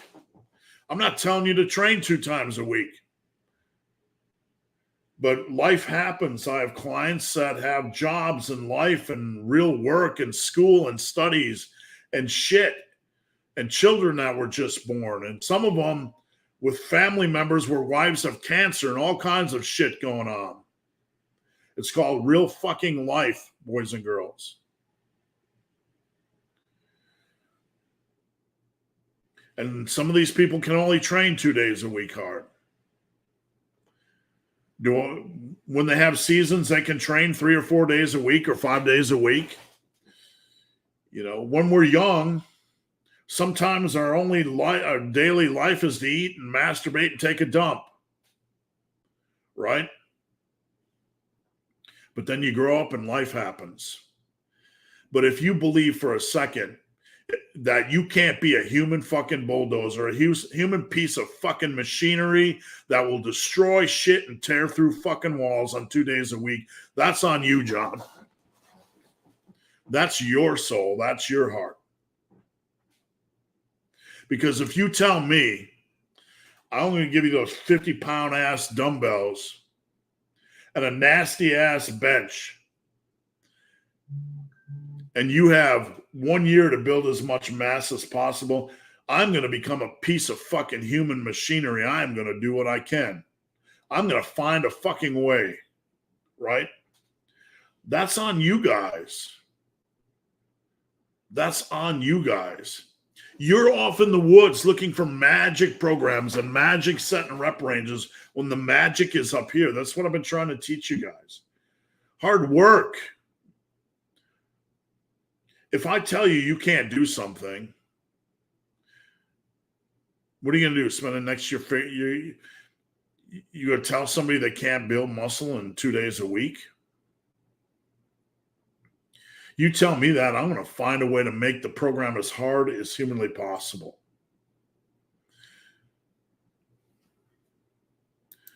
All right, can you describe a blueprint for a strength workout structure? Everything I do is a strength workout structure. You guys are constantly looking for strength programs, and the base building is the same as what we're doing in Massive Iron. I mean, guys, if our benches are 165, we don't need a fucking strength program. The strongest power lifters in the world are almost always the biggest. You need to spend the next 3-4 years building a strength base, doing the type of workouts we do in Massive Iron, building a base. I got to 95% of my strength levels now not doing strength programs. You need to get your strength up a lot before you need to worry about doing periodization and heavy singles. What we do is a strength program. It's a muscle building program. It's the same damn thing.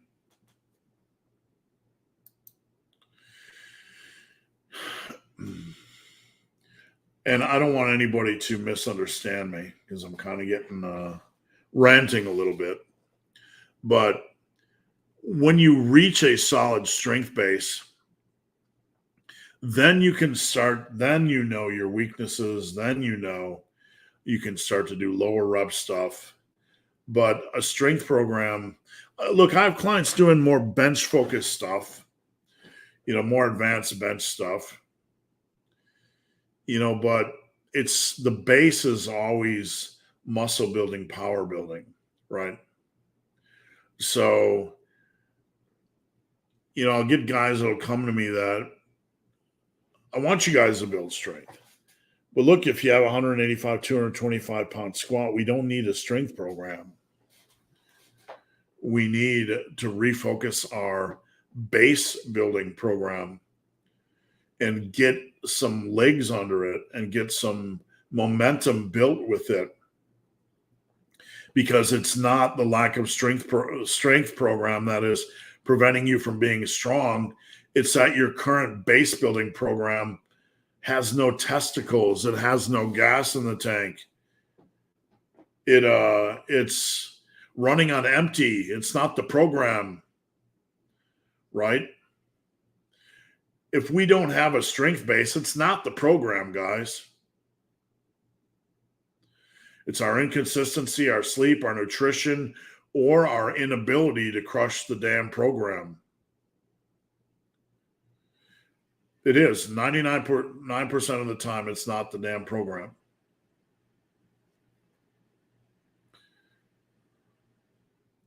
I'm waiting for new videos on your music channel. I just don't, man.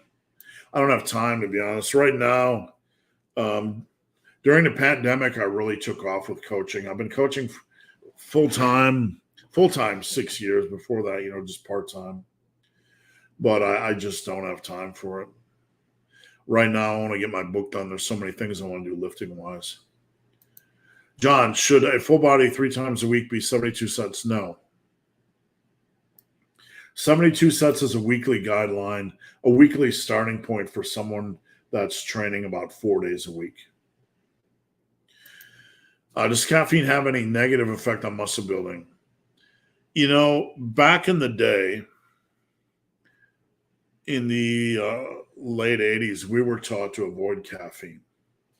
This is just what we were taught. I'm just telling you what we were taught in some of the muscle building magazines because it was considered catabolic. It would eat your muscle and use it for energy. That's what we were taught.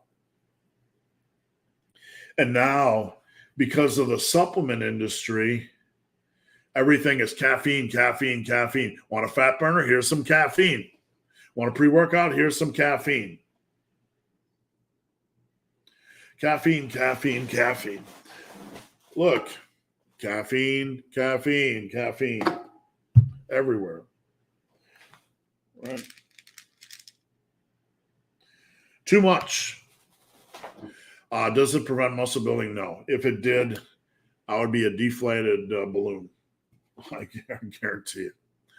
But I there's balance. I feel like I get better sleep without it. I'm sure you do. There are periods of time when I got off caffeine where I felt better in the morning. I legit did. But then you kind of hit a slide where you have a bad day and you didn't get much sleep and you mentally just I want a caffeine drink. And in a surplus right now, 2.5 years lifting, all my lifts are going up, but standing barbell overhead press has gone down. It's not normal for it consistently to go down. One-off workouts happen. I would need to know more, Steve. Whenever I see situations like this, I want to know. I need a history. I need to know where your weight's been. I need to check the last 3 weeks of your workouts. It's really hard. I get these types of questions commonly. And I will tell you, it's just really hard to comment without data. That's the honest truth. Fat Chick in a Barn, good morning. She is a client of mine. Please head over to her channel. And she said, not the shoes. She'll notice the shoes. Yeah, I was telling somebody earlier, if they can't afford dumbbells, to sell their wife's shoes. Steve, do you have some time later? I check Ask BHUD on Team Massive in the morning every day, but I'll go back and check after I'm done with this. When I hit the rep goal on Massive Mass for the second set, and I push both sets hard next session, my reps fall off on the second set. Yeah, that's normal. So if you are doing 2 sets, and the first set you stop at 10, and the second set you're working to push to 12, if you push the first set harder, then the second set might fall off. You're not doing anything wrong. Both are equal, right? You're just approaching it from 2 different ways. If you push the first set for max reps, the second set is invariably going to be for max reps as well. Whereas if you cap out the first set at 10, only the second set's generally going to be at max reps. In most cases, not all. You're not doing anything wrong. It's just a different type of progression approach. When you push the first set for max safe reps, usually every set after is going to be for max safe reps. Does that make sense? You bet. Thank you for following the channel. Just completely off topic. Yeah, I don't mind off topics. Post all the off topic questions you want. How often do you see your grandkids? I have 5 grandbabies. My wife is having her 4th. She's going to Australia. She's going to Australia in November.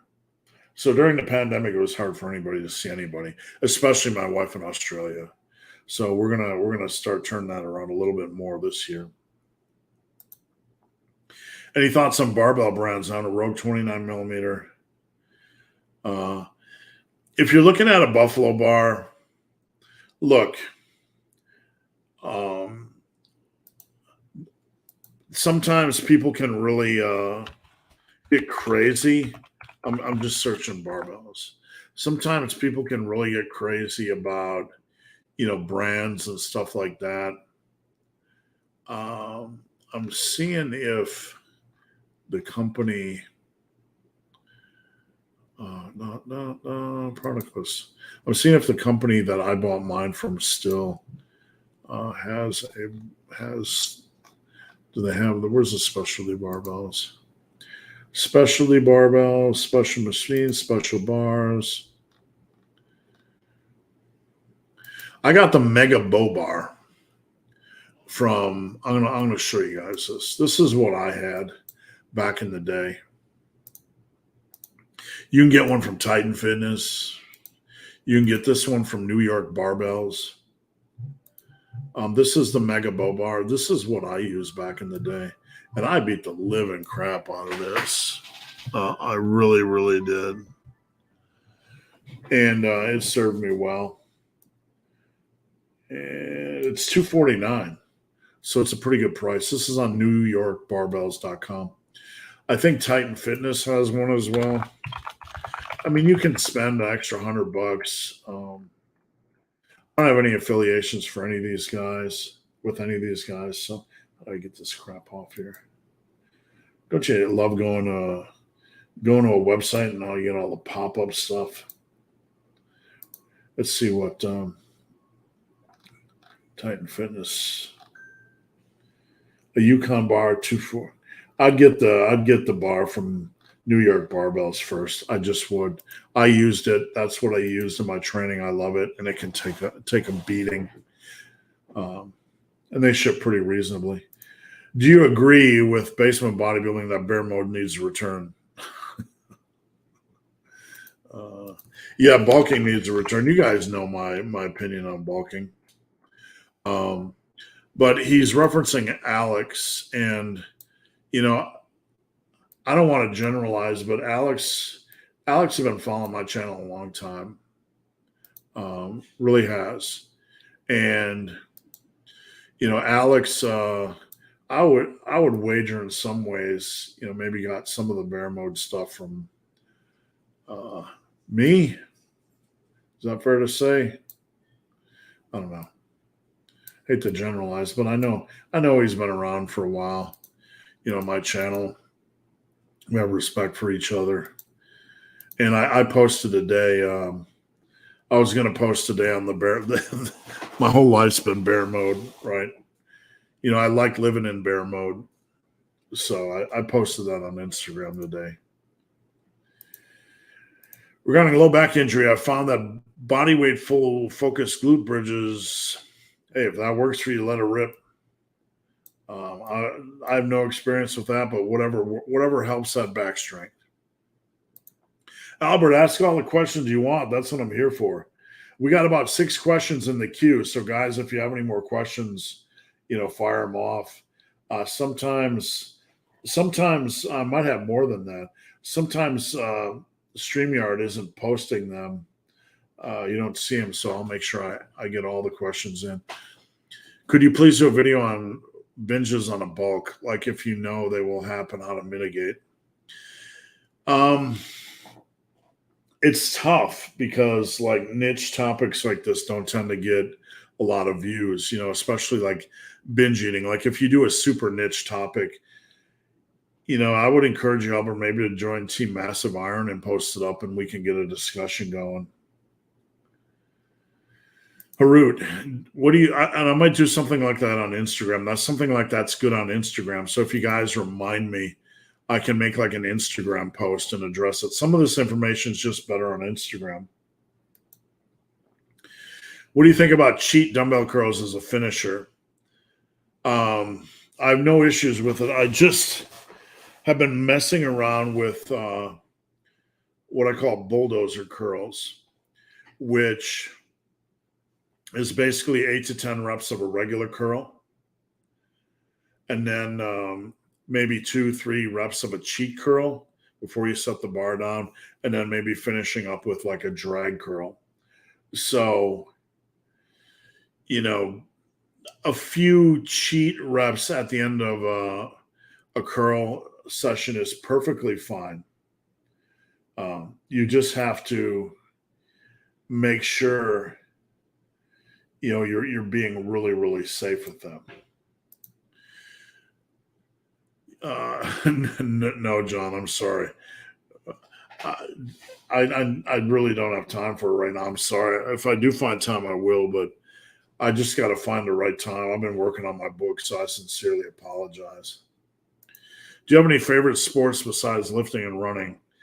There are things me and my wife would like to do more of. Like, she has a bow. I would like to get a bow to go with her and do more archery. It's fun. Practicing sports, sometimes we dick around and do different things. We've done rock climbing. I suck at. My major sport is hiking. You can call it a sport. Not really so much, man. I mean, the rare free time I get, is mostly just spent doing things with my wife. How long does it normally take to get 80% of strength on most lifts? I think if you start from the beginning and if you're training hard, you should have that within 4 years, if not 3 years. Andre, 2-part question. Do you prefer full body or splits? I personally don't like full body. The stronger you get, the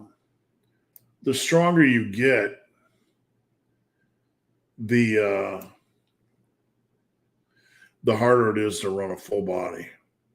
It just takes forever. Plus, you're looking at 3 workouts a week. You got to cram more in those 3 workouts. Just not a fan. I think 4-day-a-week training works best for most if you can get it in. Not that others won't give you gains. We crossed that path earlier. But 4 days a week opens the most flexibility when it comes to, sets per week. And some of these questions didn't come through on StreamYard, so I'm posting them over. So hold on a second, folks. I got to post this over just like last week. All right. A few months ago, you suggested using Versa grips.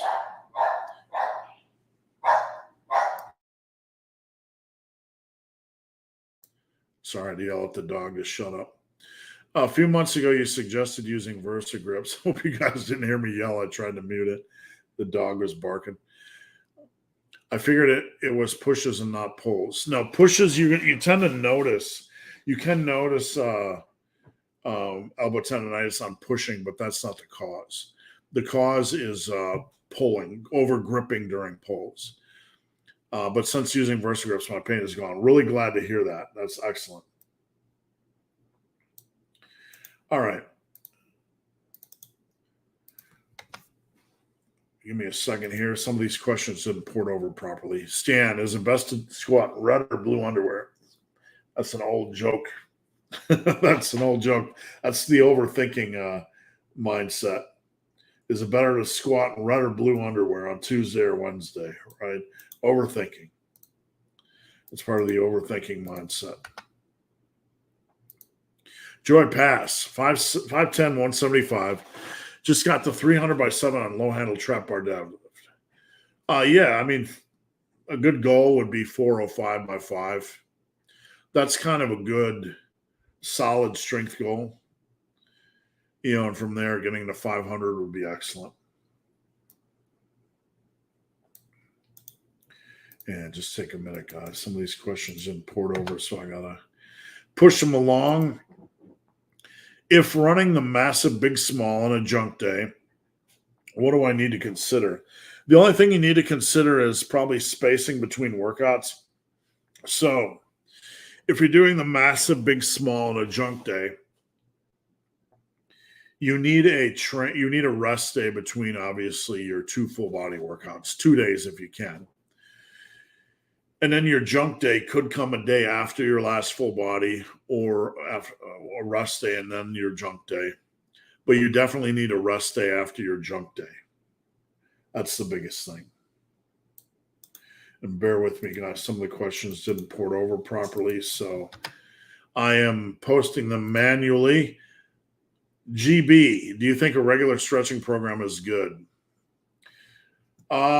This can be kind of I wouldn't call it controversial. You can stir the pot a little bit with this, but you don't need to stretch. If you have time, stretch. I don't know. If I had time, would I stretch or would I do yoga? I'd probably do yoga, more general, mobility type of stuff, base level. Would I stretch? No. If I'm sore, I'm going to take a hot bath. I'm going to recover. I'm going to sleep. I'm going to sit on my butt. I'm not going to worry about stretching. I just don't find value in it personally. If you do, great. Harut. Hold on a second. Have you tried dips with a slingshot? Absolutely. I used to do most of my sets of dips with a slingshot, maybe 80% of them. I like that support. It's really easy on dips for us to get fast and loose. So I'm a big fan. Not really a downside. We have about 10 questions left, guys. So just a warning, if you have any questions, get them in now. Hate to have you guys miss out on the last minute. Joy Pass. I'm currently working out 2 days a week, enjoying it and seeing progress. That's good to hear. And David said, do you believe in magic, John? Yeah, John, I wasn't bashing on you, my friend. But, we have to get over this fear that like everything has to be optimal or we won't see any gains. It's a lie. And I want you guys to understand I wasn't going after John. It's the whole mindset that we teach in lifting that everything has to be perfect or we're not going to see any gains. If I was a millionaire, I'd travel the U.S. to hire you full time. If you was a millionaire, I'd probably ask you to marry me, and just so I could get half of your million, then I'd divorce you. All right, what do we got here? Big John Paul. Hold on a second.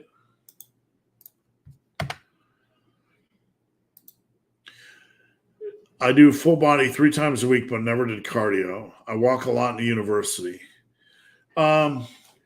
I want you guys always to think of things in terms of general activity. So not necessarily cardio. Cardio kind of implies that we're in the gym doing some kind of gym cardio, but really just being out in the sun, walking, getting in general activity, that's a good thing.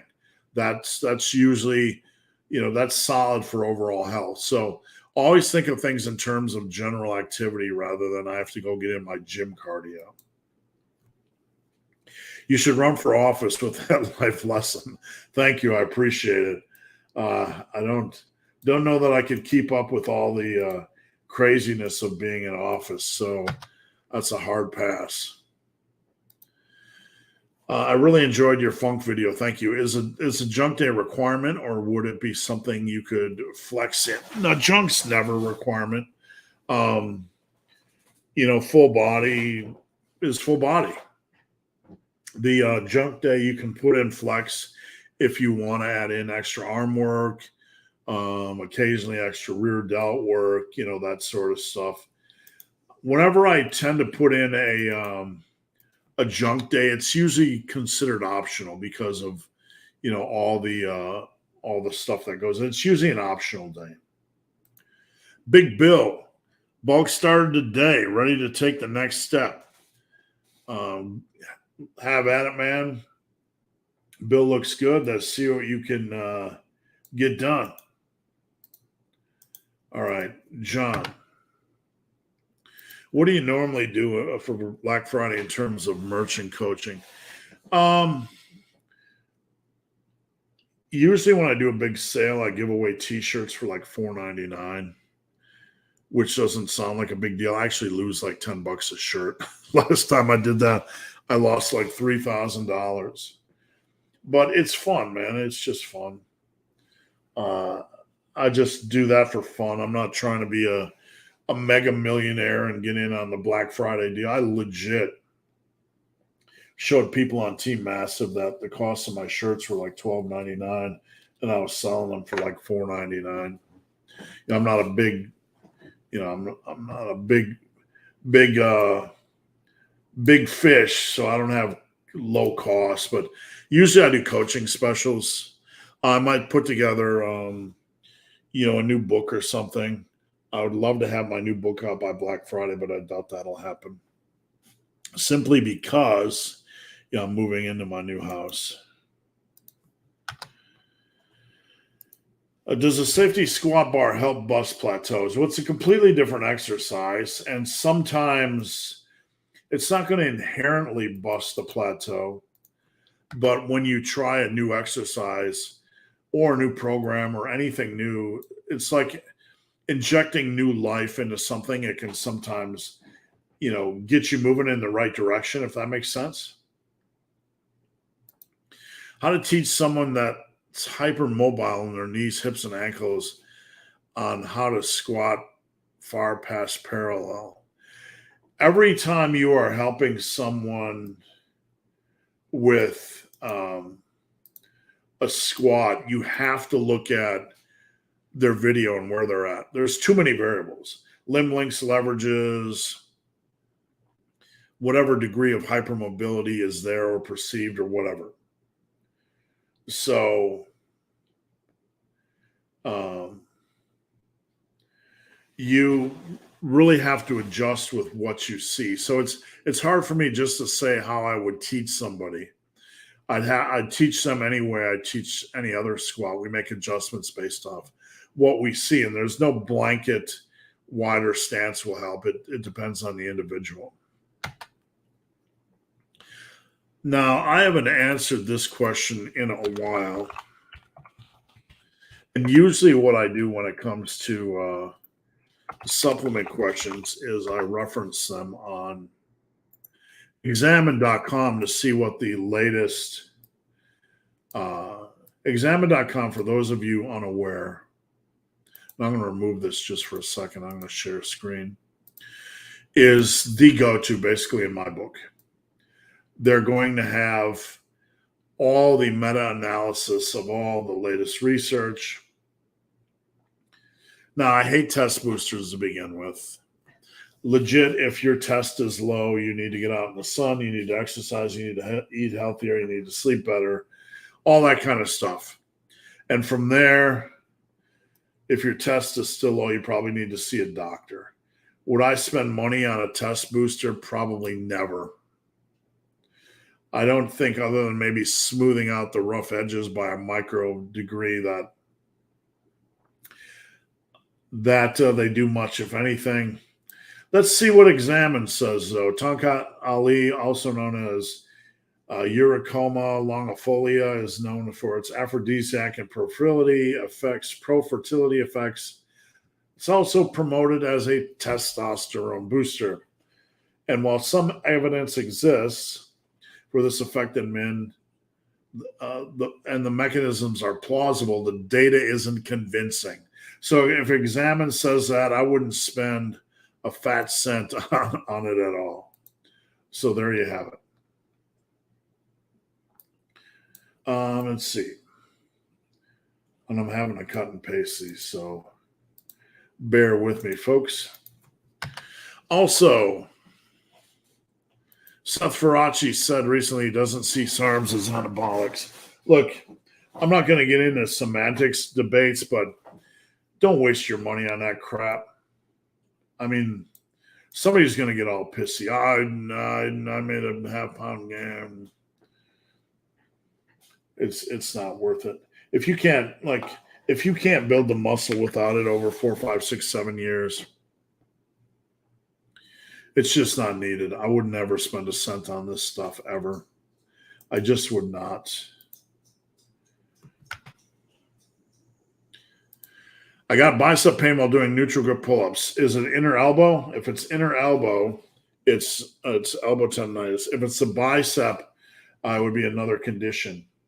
So I would need to know more because it's just way too complicated. Let me see where we're at here. Sorry, I'm having to comb through questions to find ones that haven't posted. What would you recommend instead of 3 times full body if you can only train that much? Upper posterior rotating. Definitely. 3 days a week is going to be the same volume whether you do it per week, full body or upper posterior. You're just taking all these same ingredients and putting it into a different recipe. But 3 days a week is still going to be, on average, 54 hard sets, no matter what type of program you're running. And that's going to shake out to be about the same on average, full body or upper posterior. Does that make sense? I'm finding I get tons of calf soreness from running. Okay. That doesn't mean you're building calf muscles. That just means they're sore from a new stimulus. It's not the same soreness, right? You can spend the weekend moving house, right, and moving boxes and bending and doing new forms of movement patterns, but that doesn't mean you're building muscle. That means you're overtaxing the body with a weird new movement pattern, and it's not adapted yet. So, no, it's not an excuse to drop your calves. With the extra weight on a bar of a powerlifting depth squat make up for the loss? We don't do random ass-to-grass squats. Make up for what? Low control, low back, low tightness. Ass-to-grass squat, we covered this earlier. All it does is encourage you to lose tightness to hit ass-to-grass. Contributes to butt wing. We're not worried about hitting ass-to-grass. That's not the be-all, end-all. And your implication here is that if we can't go ass-to-grass, which is God-like, no, it's not God tier. Usually you can do more weight not doing an ass-to-grass, and it's better for you. So don't worry about ass-to-grass squats. It's a cult. I want you guys to forget it. Just to stick to regular depth, normal depth, quality, natural depth. You're fine. Big hairy ugly dude might clown on me, but I feel like running alone. Yeah, I'll clown on you. I'll clown on you. Look, feel does not mean anything. If you're not measuring,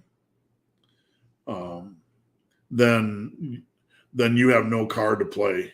You're just feeling. That's like saying I feel the girl that looks at me on the bus is in love with me. That don't mean anything, right? I can't deny how much soreness and stimulation I feel from running. It doesn't matter, guys. I used to run half marathons on the trail. I was brutally sore. I'm not building muscle. It's a different thing, guys. We need to wake up a little bit here.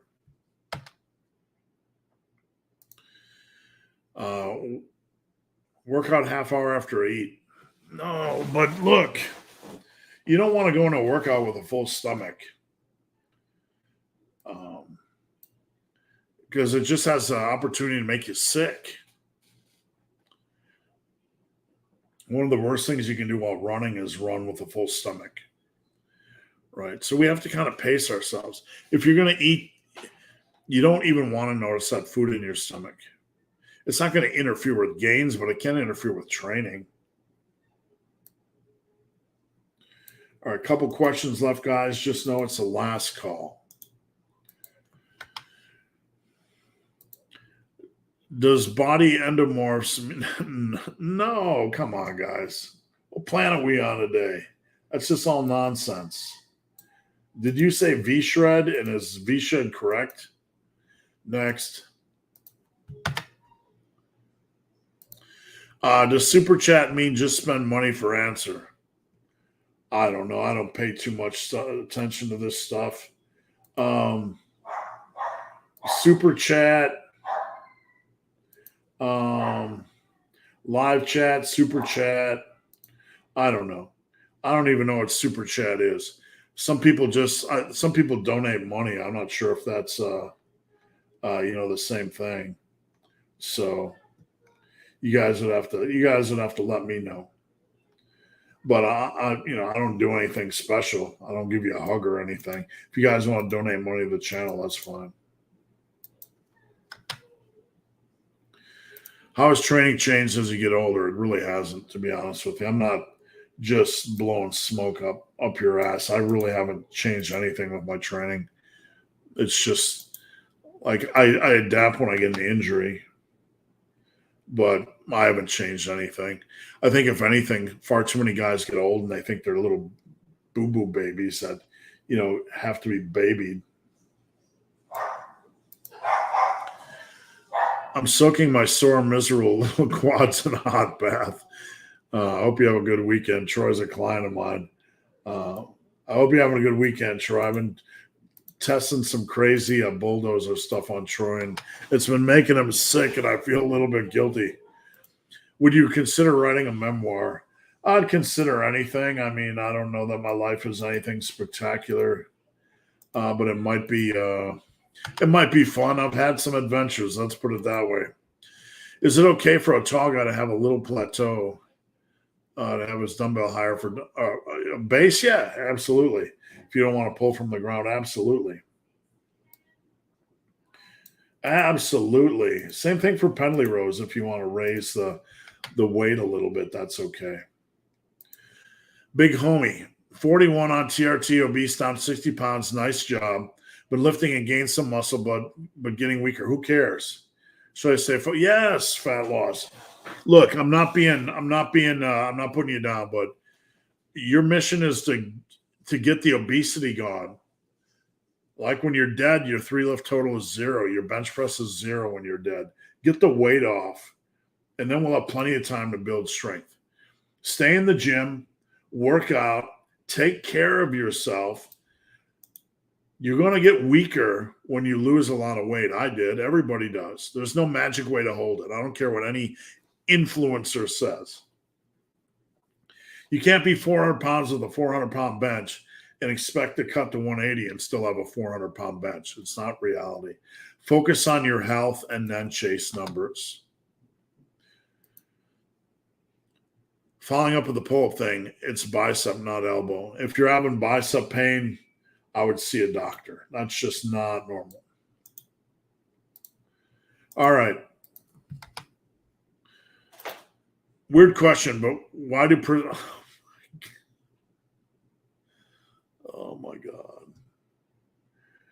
This is like one of these questions, like Mike Mentzer's hit that never, ever, ever die. I'm not making fun of you, John. Guys in prison have nothing else to do, and believe it or not, they have access to food. So that's a pretty good combination, wouldn't you say? They have nothing else to do, and they have access to food. Those are two pillars, that are really important. Not a question. Thanks for answering my question. Thank you. I appreciate it. I sincerely do. Keep the questions coming, guys. I'm not laughing at you. I'm just, some of the questions just never die. Got calves like a horse, and the girl on the bus does love me. That's good. But you know what? There's two things I think aren't sexy: big calves and small calves. It's best just to have regular calves, in my opinion, of course. Unless you have a calf fetish, then it's none of my business. It highlights messages, but also acts as a donation method. That's what I thought. I'm ignorant, so big homie lifestyle. Thank you. Maybe once he just donated $4.99. Thank you. Maybe once a month somebody does that. I don't honestly know, but thank you, sir. Thank you. I appreciate it. All right, guys, that's it. That is it. We are done with Massive Iron Live, and I appreciate everybody's questions. I'm here every Friday. Before we wrap up, don't go anywhere. I'm here every Friday at 11 a.m. Eastern, so I appreciate you guys tuning in. Just keep that in mind. Come back. And John says, tough love, Steve, but thank you for everything. Thank you. And I'm glad you guys don't take this too seriously. Please follow me on Instagram at Ben the Barman. You can also head over to Instagram at Ben the Barman and slide in my DM with questions. I'm always available for questions. Please join Team Massive Iron. Team Massive Iron. And if you need coaching, check out the coaching tab. Need workouts, need apparel, need creatine up there. Check it out. Just go to my website, check out the stuff. Put $5 today in the pocket of a small influencer. We appreciate it. We appreciate your support. But honestly, guys, I appreciate what I do for a living. I appreciate the opportunity. Come here, buddy boy. I appreciate the opportunity to help. I really do. And if you guys ever think I'm being hard on you, it's just because I care. And I don't want you guys to waste time. Thank you, buddy boy. Should we go get a snack, buddy boy? Are we hungry? You want to go get a snack? You want to go get a chocolate? Want to go get a chocolate?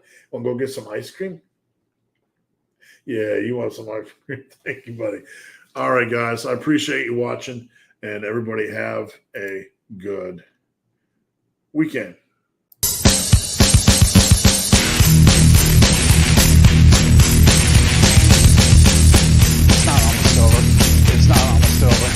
You're not almost there. You're not almost there. You're not almost there.